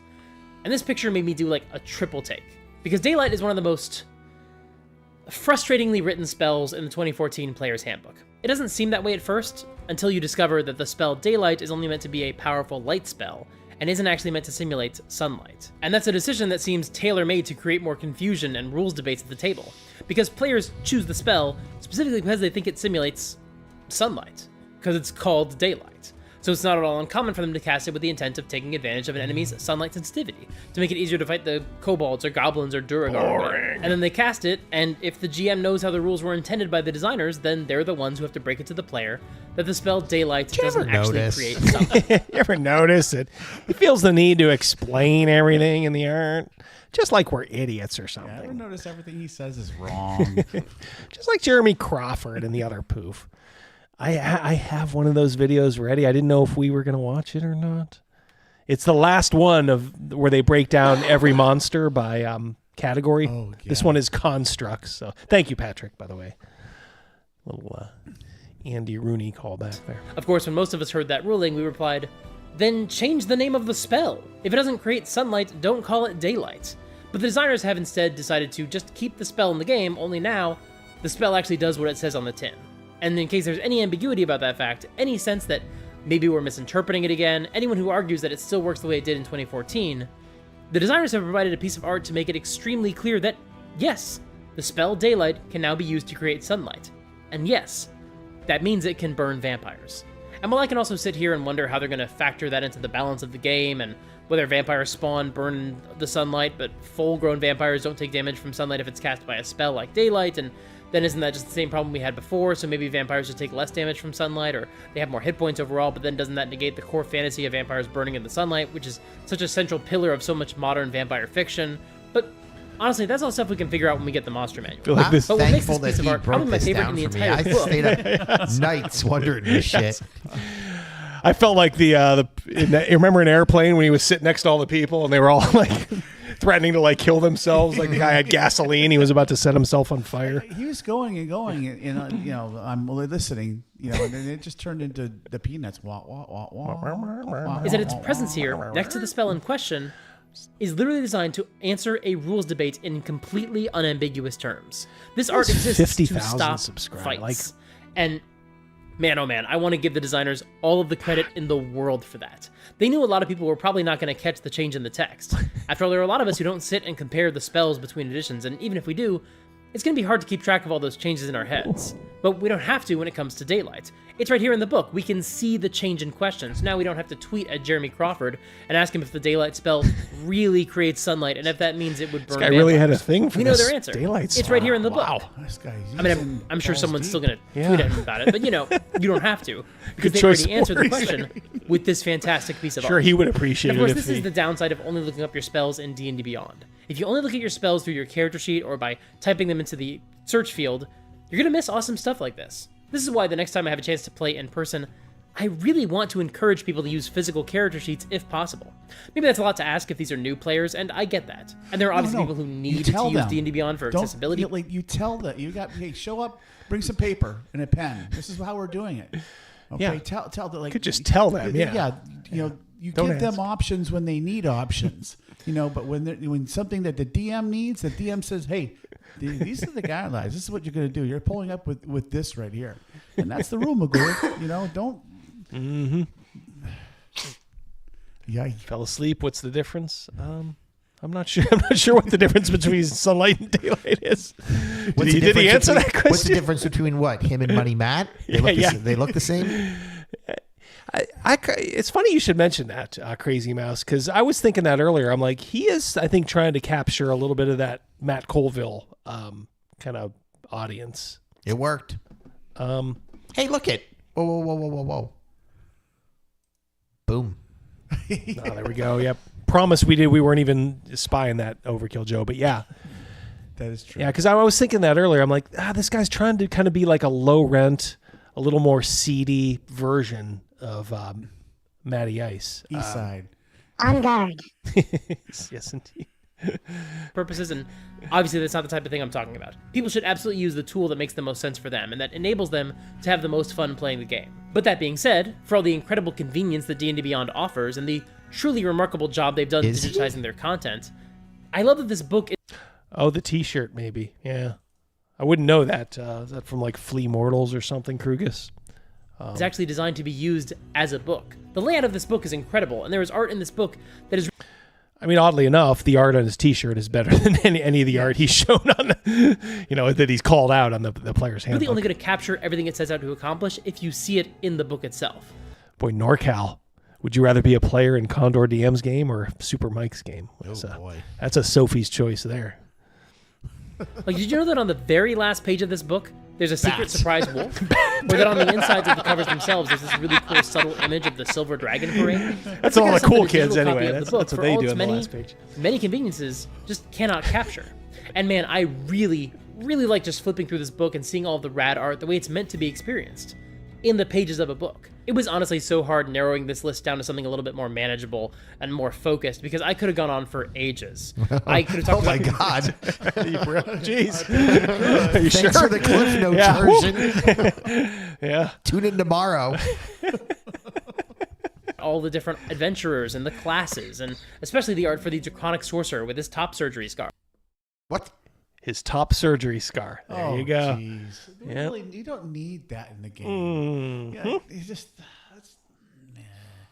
Oh, heavens to Betsy. His top surgery scar, because that's important. Like I said, there's no value placed on like aesthetics or like, how the pieces are like posed, the construction of the piece. It's just, he's got scars. He must be great. The supposed purpose of it. You just did it, Double D. I was trying to think, what voice does he remind me of? Charles Nelson Riley.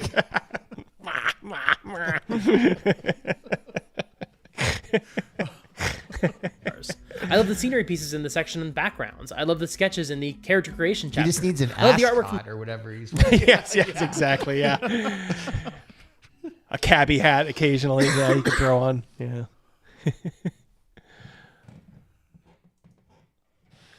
DB $2. You mean her top surgery scar? Oh yeah, that's right. Well, remember last week you weren't here for this, Crazymouse, when he was talking about the fetishes that they wanted to indulge in at the table. That's kind of when I was getting ready to. Yeah, and I know you were probably mentally you were probably checked out, and I wouldn't blame you. But one of his female players had a breeding fetish with an orc. Oh boy. Huh, gee, I wonder what they're comparing orcs to in this case. The thing that they say everybody else does. Yeah, their racism is glaring. Oh, I mean, you've never seen racist people like these folks. Get them talking about a black conservative or like Trump supporter. You will hear the most racist shit in the world. Stuff that'll make your toes curl. Chapter 1 of real people, well, drawings of real people playing the game with their characters integrated into the. Again, it's all women. Yeah. It's all fucking women. Art. I love the art that depicts established characters like the Ravenloft characters and. Bad. I saw a combat wheelchair. Oh, was that really? Go back. All right, hold on 1 second. I gotta literally 5 seconds. Yeah. I will. I gotta do a thing.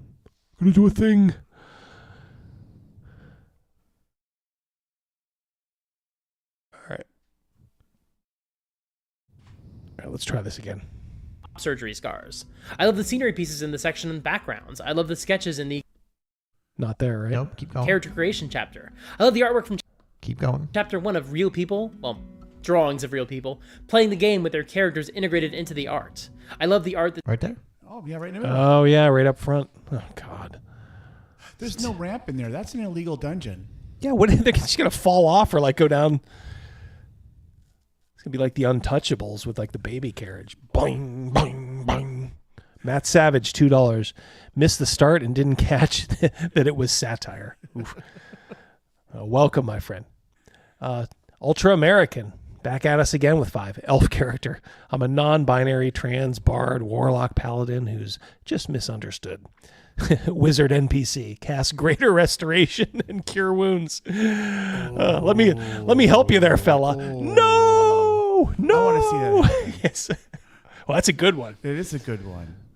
Yeah. Stop calling yourself autistic. You're too smart to be telling people you're autistic when it comes to that stuff. Because that is good. I never thought of casting restoration on one of these people. Awesome. That is awesome.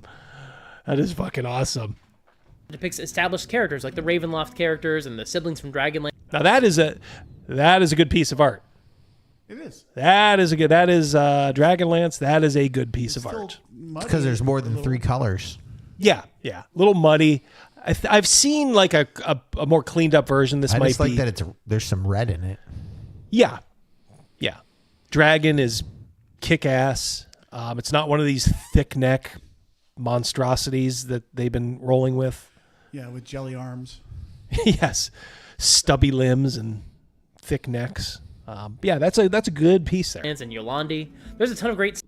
I mean, this is great too. It's like, no, you have 1.5 good pieces out of in this whole video. SuperCreep, Mike. spell artwork like Shape Change, where that's not good. Kind of seems like 2 wizards are essentially doing the shape-shifting wizard battle from the end of Sword in the Stone, but Technicolor yawn as they D&D say down monsters. in Australia. Hey, I love this little slod tadpole from Appendix B. Look at that little guy. We all already knew that sloths reproduce the same way as the xenomorph from Alien. They sting you, and then a tadpole bursts out of your chest. But I love that they just made him look exactly like the chest burster from Alien. So they ripped off everything from Alien. Yeah, so don't allow your players to have an imagination, to imagine it the way they see it inside their mind and their heart. Love how he's like it's all virtue, like this is all virtue, like something to be proud of. Yeah, I mean, we stole the rules from Alien, and now we stole the look of Alien too. Isn't this great? Is it? Great work. Is it? No notes.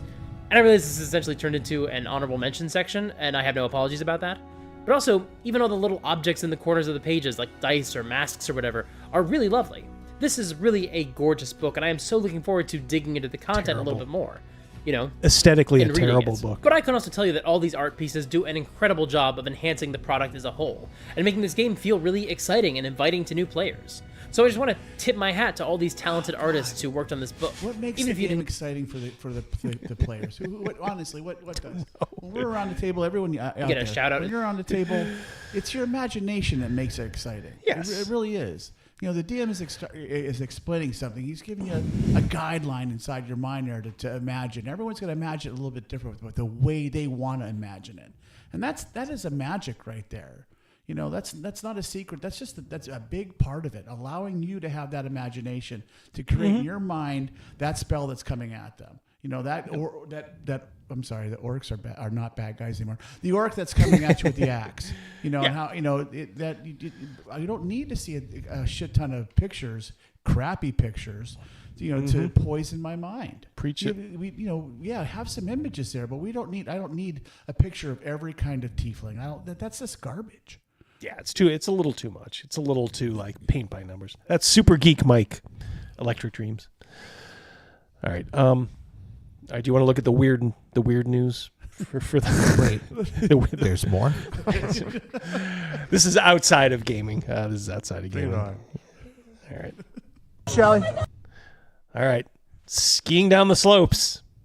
I love in this almost like the reaction of people, like almost as much as like what actually happened. There's a deer running.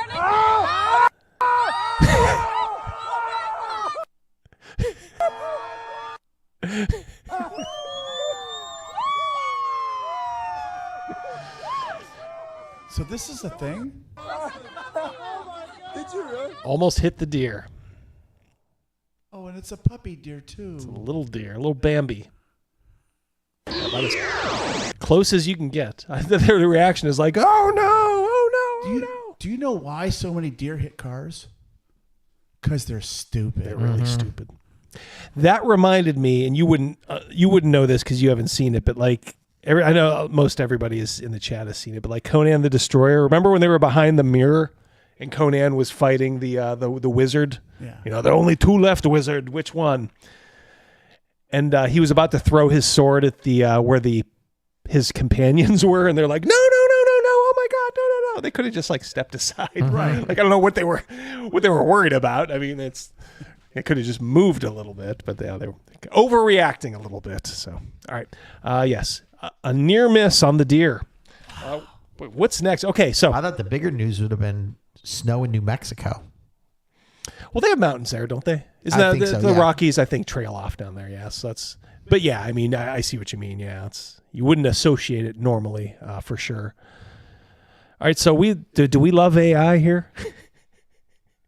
It all depends. All right. It is a. All right, so check this out. China was unveiling some AI robots. I guess they put AI inside of a mechanical robot. Oh, I right, haven't heard anything about this, but all right. Well, what could go wrong? What could go wrong? Thank you. Watch.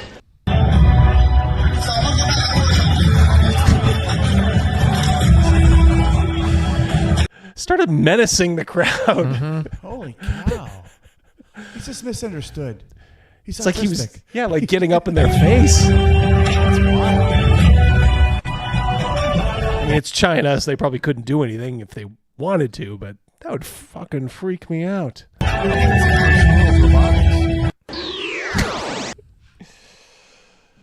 Oh boy. There we go. It could have been worse. So you guys wait are a minute, what? You guys are in church. Okay. In Texas. Yes. This is your preacher. I remember when I first understood the concept of drag because it is so subjective. He has a very feminine voice. Yeah. Yep. No, yes, please tell me again how the right and how conservatives are anti-woman. Because what is this? Riley Gaines. We love her Riley. already. Yep. Love Riley Gaines. Okay, this is from Wisconsin. These were changes they wanted to make to their budget. They wanted to change wife or husband to spouse. They wanted to change the word mother in their budget to inseminated person. What?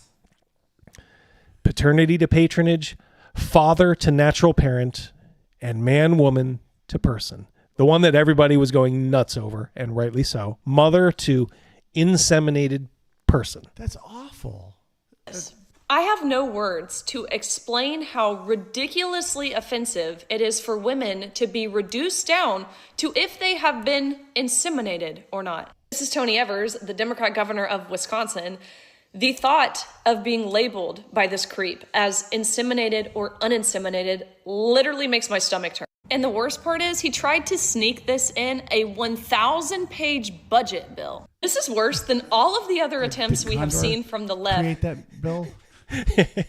He could have. To reduce women down to their biological functions and capacities. Words like egg producer or cervix haver or uterus owner or menstruator or bleeder or chest feeder.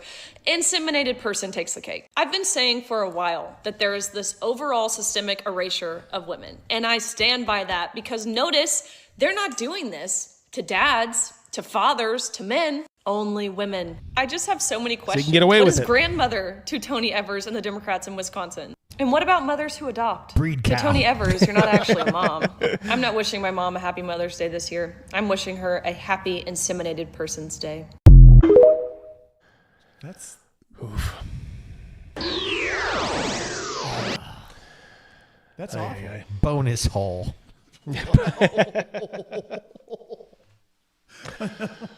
And there's some worse ones there too. Bonus hole is actually the worst one, yeah. We've used that one on more than one occasion. It's a filthy one. But for specific reasons. Oh yeah. Joking, not an official political stance. Good Lord. Like, how do you ever go back? If you're like a lapsed or like you're a red pilled Democrat, how do you ever go back and be like, oh yeah, I want to go back to the side where they called mothers inseminated people? It's just brutal. I mean, I in some respects I love it because I hate that party, and every day more and more people are just having their eyes open. Like, these people are fucking nuts. They're crazy. They're fucking nuts. It's a party run by lunatic women and soy men. Like that governor of Wisconsin, he's every bit like, Super Geek Mike. Hey.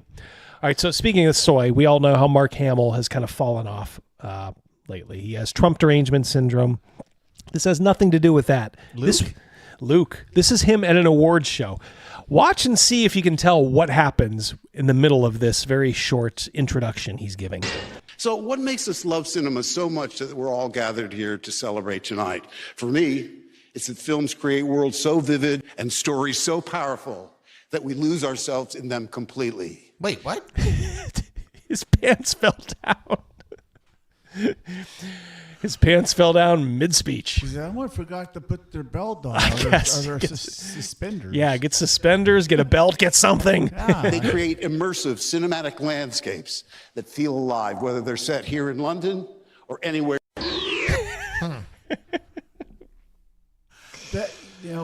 Is that the first step toward incontinence? Or Alzheimer's maybe. I guess. Wow.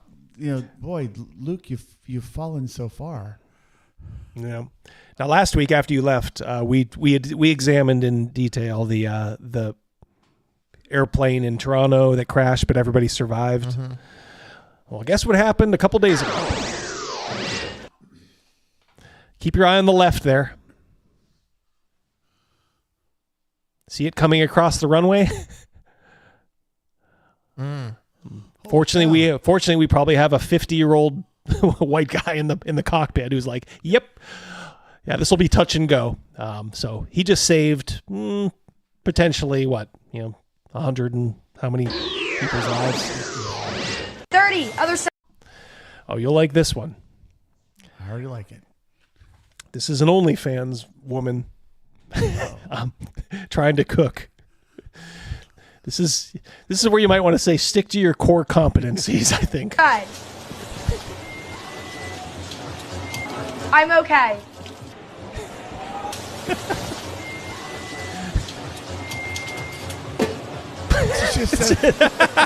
Holy cow. I don't know what to do, guys. I don't know what to do. Stick with one catastrophe. Help! Help! I know what to do. Everyone's paying to see that. They're not going to help you. They're too busy running your credit card. Oh. Yeah, know your role. I don't know what to do. Help! Emergency! And of course, we'll finish with a little bit of the lunacy we all know and love. I need the city to protect me because the federal government won't. And if you think you're afraid of Trump, you should see how afraid of Trump I am. Can you wrap up? See. Yeah, we can see. We have generally a pretty good idea of how much he scares you. If you say that you're afraid of Trump and that's why you don't want the city to be a safe space for trans people, you better prepare for trans people to make this a very unsafe space. I'm shaking right now. I don't want to be here. Then why are you here? I'm sorry. Am I taking too long pleading for my life? You remembered how many children I have and that 2 of them are trans. Boy, what are the odds, huh? What are the odds? Am I wrong, or is her hair slightly purple? Huh. Yeah, we call that Transhausen by proxy. Oh, okay. Yep. You are a mentally ill woman, and congratulations, you have ruined your children's lives. I speak as both the B and the T in the LGBT. I don't know what that means. What's B? Bacon. Bacon. I think it's bacon, bi. tomato, and lettuce. It's bi. I just love that person in the background going, woo! None of them know. Woo! I'm multiply disabled. I have Ehlers-Danlos syndrome, which is a connective tissue disorder that causes me immense physical pain. It's sort of like fibromyalgia. Why is that girl smiling right there?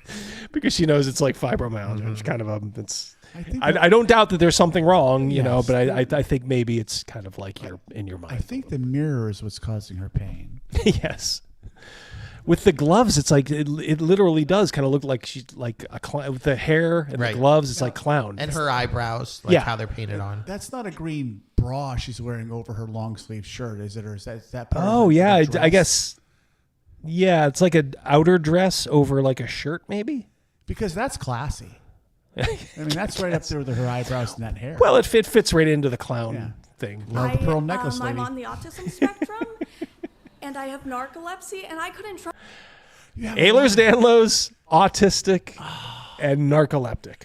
What are the odds? She's going to get a bingo. She's going to drive myself here, so I had to hide from my driver that I was in drag, which is not an easy thing to do in drag. I do not want to be here. It's my day off. What the hell? Hey, cosplays at the convention center 2 states away. This is like castor oil. You may not like it, but you need to take your medicine so you know like what is out there. I do not want to be in your DMs. I do not want to be in your email inboxes. I do not want my creativity writing diss tracks like Kendrick. I don't want to spend an hour applying glitter on my face so that you will hear and see me. I want you to listen to me. Let us remember that the Nazis burned the books that the Nazis burned books on gender sciences first. Now the administration has villainized No, they didn't. and marginalized migrant workers, trans. I love how they just rewrite history. It's dynamic. Yeah. You know, he can't even say it. See the guy that wore an ice jacket like to Home Depot or something like that, and the guy was interviewing him? I didn't. No. He just was like, "Do you really work for ICE?" And he said, "No, I bought this," and he listed the price on like Google or Amazon, whatever he bought it. And then he said, "Mine's a little bit too big. Get a size smaller because they're running a little big." And then just walk through your local Home Depot, and the guy interviewing goes, "Do you find that funny?" He goes, "Oh, it's absolutely hilarious." And then the interview guy just walked away and he said, "You're the worst person I've ever met." I tell you, I've been, I probably can't, I probably could, maybe I will, but I have a new favorite comedian. It's not Bill Burr anymore. You know, that sellout. All these other guys. Dale. He's funny. Leonardo Joni. Oh, yes. Fucking hilarious. You were showing me her last week. Yeah. I was showing Rogan last week. She keeps getting like, all these clubs keep like, they'll say yes to her and then they'll be like, yeah, we're a free speech club. We're free speech. And then they'll end up being like, oh, we can't have you come in. Your act is a little too hot. She's like, what? She's fucking hilarious. You offended everybody. Yeah. That's she's a win. like, yeah, it's a win. Yeah. She really scored a coup. She was on Roseanne Barr's podcast. Roseanne Barr is like, you know, she's pretty based, but she's also Jewish, and that Leonardo Joni like tells a lot of like Jew jokes. And you know, Roseanne's like, I don't care. You know, she's like, it's funny. It's fucking funny. Right. It's like funny is funny. So it's weird. It's like the 90s, you know, when the best pro golfer after, you know, 80 years was a black guy. The best rapper was a white guy, Eminem. And now we have this odd time where the best comedian right now, in my opinion, is this chick. If you'd held a gun to my head a year ago, I'd have been like, nah, never going to happen. But all the guys are pussies. And she's the only one saying, fuck that. I'm going to say the truth. I'm going to say what's on my mind. Do I agree with everything she says? No, but I don't have to. I just have to laugh at it. LGBT people Spit and it out. even special needs, denying life-saving and affirming care. Can you look at me and tell me how many of my friends need to die before you do anything? Please wrap Look up. at me! All of them. Okay, we're all done here. I feel like inserting that Palpatine, wipe them out. All of them. No purpose here. I just want attention. They go on and on about this genocide. It's like, dude, nobody cares about you. Just stop trying to read to kindergartners. Stop trying to go into like, you know, women's bathrooms, and we're pretty much good. You can be a fucking lunatic as much as you want. our generation was a pretty savage generation, or so I keep hearing about. And we were raised, in a way very different than our parents. This right here, this whole thing right here is I still have a hard time wrapping my brain around the entitlement, the crazy lunatic entitlement. I get to do and say what I want. I get to look how I want. And how dare you be outraged? I am offended. You're violating me for being offended at the way I look, because I look like a fucking clown. Yep. Hurry up and hit accept on that. Hold on, we got to modify. Don't hit modify. My God. It always comes up in the middle, too. Yes, exactly, Patrick. As far as what you're saying, Rogan, I vacillate between feeling empathy and sympathy for the parents and then wondering, what did they do to foster some of this stuff? I know schools can sometimes make kids, this egotistical and narcissistic, but I think a lot of that has to come from the home and mom and dad not telling them, like, slow your roll, sonny or daughter. Hold on. This isn't the right way to do things. We got to do things a little differently. I think this is just the product of a parent who's saying, my kid is right about everything. I guarantee you this person's mother called the school and screamed at the principal numerous times, screamed at teachers of every grade level numerous times because they didn't understand, their little angel. Well, little Nancy, I know you want to join the baseball team, but it's a boys' baseball team. Oh, honey, calm down. I'll call my lawyer. I want to join the Boy Scouts. Where does it say you have to be a boy in the name? Yep. And then they just decided, well, we'll just ignore the name. And then we'll just do it, and then they'll change the name, because I think they probably have. Didn't they just change it recently? I have no idea. I think they did. I heard something about it, but I didn't hear what the name change is. Help us out there, chat. You can just go to the Girl Scouts and sell the cookies. Yeah. Yeah. Yep. We do the same stuff. I was going to say it's the better one anyway. You get the better cookies and keep doing the same stuff. Yeah, the Scouts. Yeah, I think that's what happens. They're like parasites. It's not symbiotic, it's parasitic. They just come in and they suck the life out of it, and there's an empty husk where they did this stuff. They destroyed the boys club when I was a kid. I belonged to the boys club. Mm-hmm. And then they turned it into the Boys and Girls Club. Then they destroyed the YMCA, assimilating the YMCA and the YWCA together. Yep. We used to have a YW. It was out on the west side. Mm-hmm. It's over by my dad and uncle's tavern.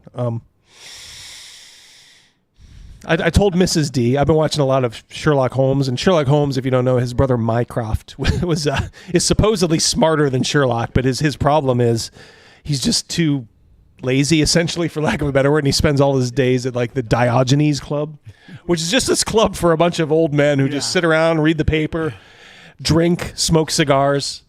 I told Mrs. D, I said, I think I'm going to start the Diogenes Club. And she's like, oh, that's great. We can blah, blah, blah. And I'm like, whoa, hold on. I'm like, this is men only. She's like, what? I said, no women allowed. I'm like, you guys get enough. Like, I'm starting a new age Diogenes Club. I don't smoke, but I want to join. Yeah. I'll take up smoking if we can get this thing off the ground. Fucking pathetic. Well done. Come on. Of course, we need to continue celebrating Black History Month because in spite of what's coming down from Washington, we all know that we all exist and we all need to be recognized for our existence. But be aware that you... Is that girl snapping in the background? Is that like her clapping? The one in the back row? She was just like snapping in the air like that. You are a guest in my house. Ooh. Oh, boy. Oh, the entitlement. We haven't seen entitlement until the sister comes up to the mic. You're strong with this one. Oh God, they've literally taken over an entire political party, and everybody's just fine with it. And when you come, know that there are strong queer and trans people in my classroom who will collect you with the quickness. Who will what? I'm watching this right here that I noticed the thing with the letters underneath it, and I honestly thought that lady's name was Remote Participation, because that would not surprise me. Remote participation. I'm looking like no, that can't be. Next up, adult education.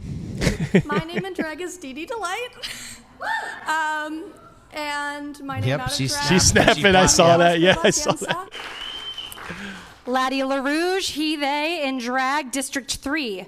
Lash LaRue? Is that Laddie LaRue? Something like that. I don't know. I just can't see past the bad makeup. Or beard. Is that a beard there? It's supposed to be. Or a beard. jawline. I can't tell. I can't, yeah. It's difficult to tell. My legal name is Olivia D'Ambrosio. My public name is Livy Scanlon. All right. How much longer are we giving in to these people before we just tell them, fuck you, nobody cares, go kill yourself? Fuck off. I tell you what, just tell us what you want to be called within reason. Oh, God. I don't want to know that you have a real name and then your pretend name. I don't need to know your pretend real friend's name, Olivia Di Scafrono. My fake name is Snowcone. Yeah, my pronouns are this. Yeah, Snowcone, yeah. Then you gotta learn a real name, a public name, 2 sets of pronouns. Oh, and my furry name. Don't Don't fucking forget my break. furry name. You need to know my furry name as well. We're starting to. Half the country is telling these people, they're laughing at right in their face and telling them to fuck off. Now we just need the other half who's just scared of what other people will think. You will be surprised though how releasing it is to just be able to tell people like this, just fuck off, just My wife and not I playing own a this home game. in the Canal District. I speak as someone who is always misgendered, like all the time.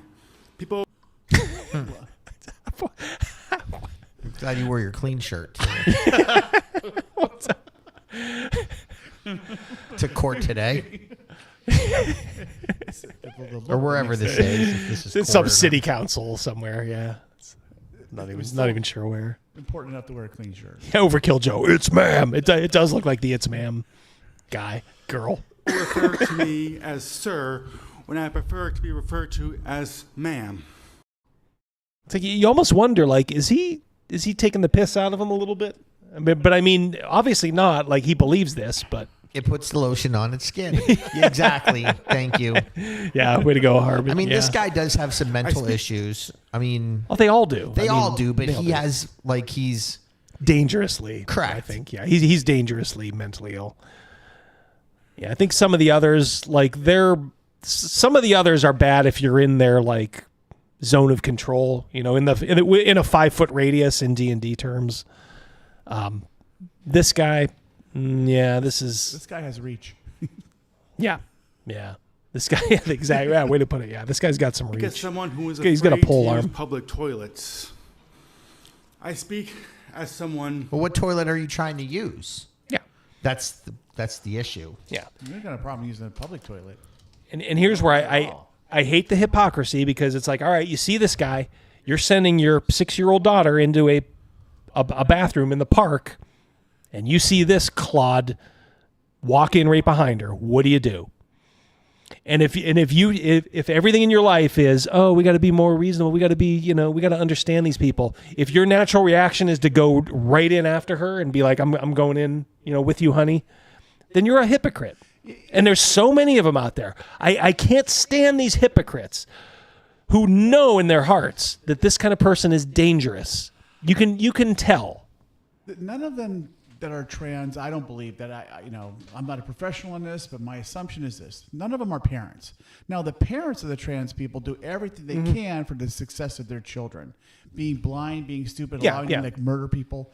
But these, if this dude right here had daughters, his act would be very different. I would be very worried for those daughters. Yeah, it would be. If any of these people had children and worried and concerned about their children, how monstrous life can be, especially where they're putting that, their act would change. Yeah, they would have to. That'd be the most evil parent. These are colossally selfish people, though. I mean, they're mentally ill. I mean, let's not soft sell that. No, not at all. They desperately, and I tell you what, that's where there's going to be an avalanche of cases at some point where people are going to turn on the therapeutic profession for failing these people, getting them right into these puberty blockers and all that stuff. When they need intense therapy, they need to go back to 10, 15 years ago when they would tell these people, oh, you're all right, you think you're born in the wrong body. Okay, we can work with that. Right. You're going to live a year without doing anything. You're just going to kind of live as the other sex. And, let's see if it takes without doing anything to your body or anything like that. But now it's like all like, because they're all getting kickbacks from these drug companies, to put them on puberty blockers and all that stuff. And you're ruining some of these people's lives. Some of these stories are heartbreaking. They are. These detransitioners who are like, I was just a teenager. Why did you let me do this? Well, we see a handful of weeks back, the mother was rattling on about her son, daughter, whatever it is, about the puberty blockers and stuff like that. And she was an outright lunatic. She had her own YouTube thing going on, her own. I remember we watched that. Yeah. I found her on YouTube or TikTok, whatever it is, and like. If you're advertising your life to that extreme like there, you're not a parent, you're an actor. Yeah. These people need help. They need desperate help. And the thing is, it's like walking in, it's like calling your house, there's like a small fire and you call the fire department. And instead of like just putting water on it, they just bring gasoline and like a bunch of road flares. Yeah. Just like, here, we're here to help. Absolutely. And then they start, you're like, whoa, what are you doing? What are you doing? Oh, no, this is going to help. This is going to help. Trust me. Yeah. What? Because if your house burns down, we don't have to worry about it. Yeah. Trust me. Things will be a lot better afterward. You'll be able to build from the ground up. Disco Barbarian, $2. My native tongue. All that translates to piss and off. Yes, exactly, brother. Thank you, sir. Who is a member of this community and is a queer person. You have to imagine being me and my wife, fearing that our marriage rights will be stripped away at any moment. He's taking any rights away. I only have so much time. Please, Joe's gonna cut me off. Which matters more? Covering the legal fees of systemic police brutality or protecting the lives of queer people in our community? How many lives have to be lost before you consider fighting back against fascism and corruption? Look, her name is remote participation as well. Yeah, I know. It's almost like you can paint these people with the same brush. Yeah, it's I know. Like they're all lunatics. Now's the time to say that if federal money relies on the dehumanization of trans people, that we don't want your goddamn money. I get that some of you care. They're so angry too. Like these are like, we joke about them, but some of these people, like I said, if you get within reaching distance, they'll take a swipe at you. I have to say this. I mean, don't put your guard down around these folks. Like take a step back and get ready. And I mean this sincerely. Always be thinking in your mind, if you find yourself, don't engage with these people. But if you ever do and you have no choice, or like you're just trying to get away, but they won't let you, always be thinking in your mind, what am I going to do when they take a swing? Have your guard ready to go up to protect yourself. Right. Because they're already crazy. Yeah, and to counterattack too. I have to think if they all got what they wanted, if they all got what the heart says that they wanted, I'm willing to bet my life, and I'm not a gambling person, that the vast majority of them will be outraged by something else that they want. Oh God, yeah. These are children. Morph into something else. When you gave your child something, when they were at their worst, they might have, oh well, thanks for giving it to me. I'll play with it for a few minutes, and now it's on to the next thing. Right. And then you have to tell them like, okay, now we're done. Yeah. So now we got to teach you like a little bit of a lesson. You don't like the toy, play with the box. Yep. Hear more about 1 minute left. Easy funding in trans lives, and don't mind Nazis for some whatever reason, but. Normally I would say good evening, but through the chair I will only impart my sour grapes. It's an extremely emotional. She's being a little cheeky there. Had grapes in her hair. This guy looks dangerous too. Yeah, I'm just gonna say offhand, this is. Those aren't pads on his shoulder as well. Personal and taxing thing to stand up here as some. Maybe not dangerous as he opens his mouth. Just that look, though. I don't know, man. I wouldn't want to be around this person. Someone as part of the trans and gender diverse community. My name is Katie. I'm from District 5, and I'm speaking in support of agenda items 10B and 14B. Right now in our country, Trump is threatening the trans and gender diverse community. Noticing people here are trying to control the rights of others, and that's not right. We should make Westeros a sanctuary city for trans people. Everybody deserves to feel safe, and everybody needs to feel safe. Now I'm getting angry. Now I'm getting angry. This is like when, you know, we had prisoners of war in Vietnam and they had to, you know, like read off of like a propaganda script. Yeah. You're forcing some 9-year-old kid to do this. Now I'm getting angry. I've lived here for 4 years, and there hasn't really been any changes in how people feel safe in the city. My birthday is this Saturday, and all I want is peace and for you to vote yes. Please don't let me down for my birthday. There's a lot of queer people that I love. And to Candy Carlson, you should know to never call someone I'm 7 and I know better. The kids are watching and we're ready to vote you out. And this is how the world ends. Yes. With thunderous applause. Yeah, using the kid as a shield. That to me is the lowest of the low. Bringing a 9-year-old kid in there to spout your stupid propaganda. Fuck you. Yeah, that's angry. Fuck you. That is angering. Yep.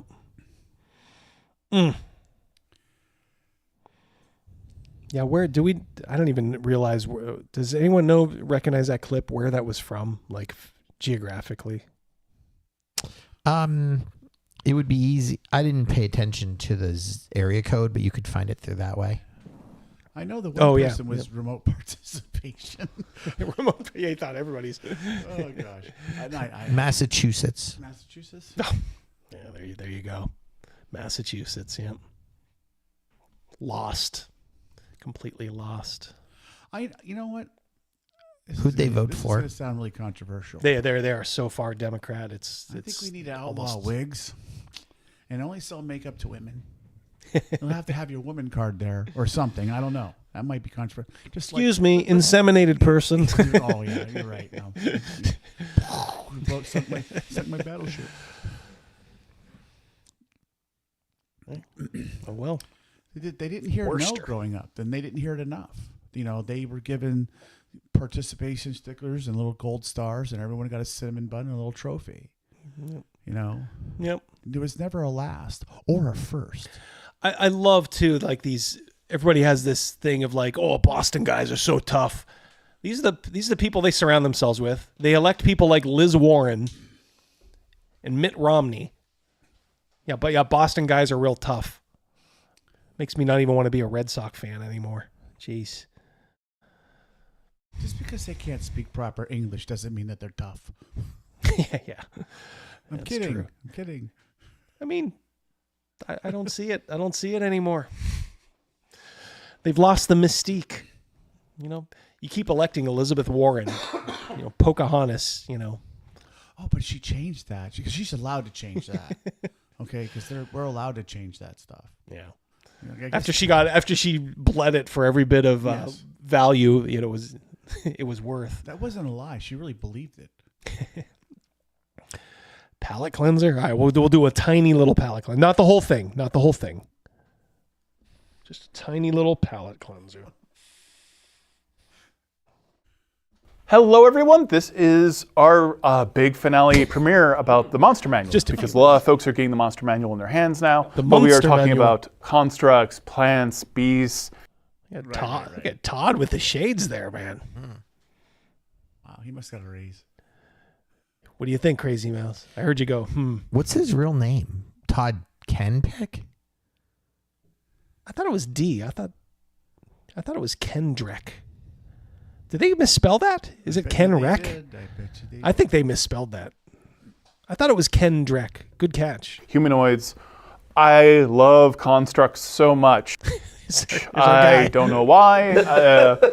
And you've got a big bad now, the Colossus, right? The Colossus actually appeared way back in first edition D&D. And that's all right. It's all right. I like it. Yeah. It's like a White Walker. It's like a from the X-Men, Sentinel, right? Yes. Sentinel. It doesn't. Yeah.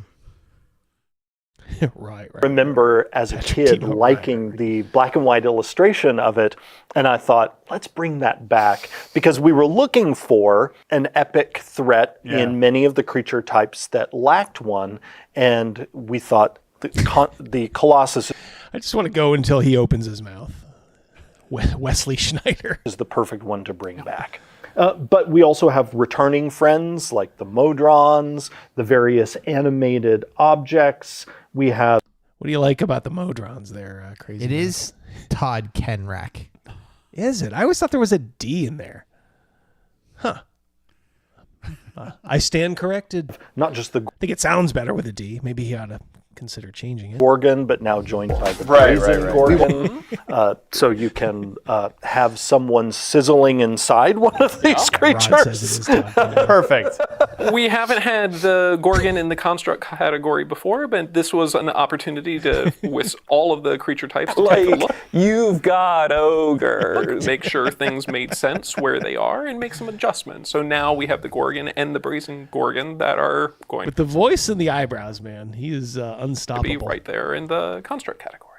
I am a sucker for the art of all this. I love the Shield Guardian and using kind of the Shield Guardian's controller as well. You even see that control app. So we'll go to 9:30. We'll do a little O&R.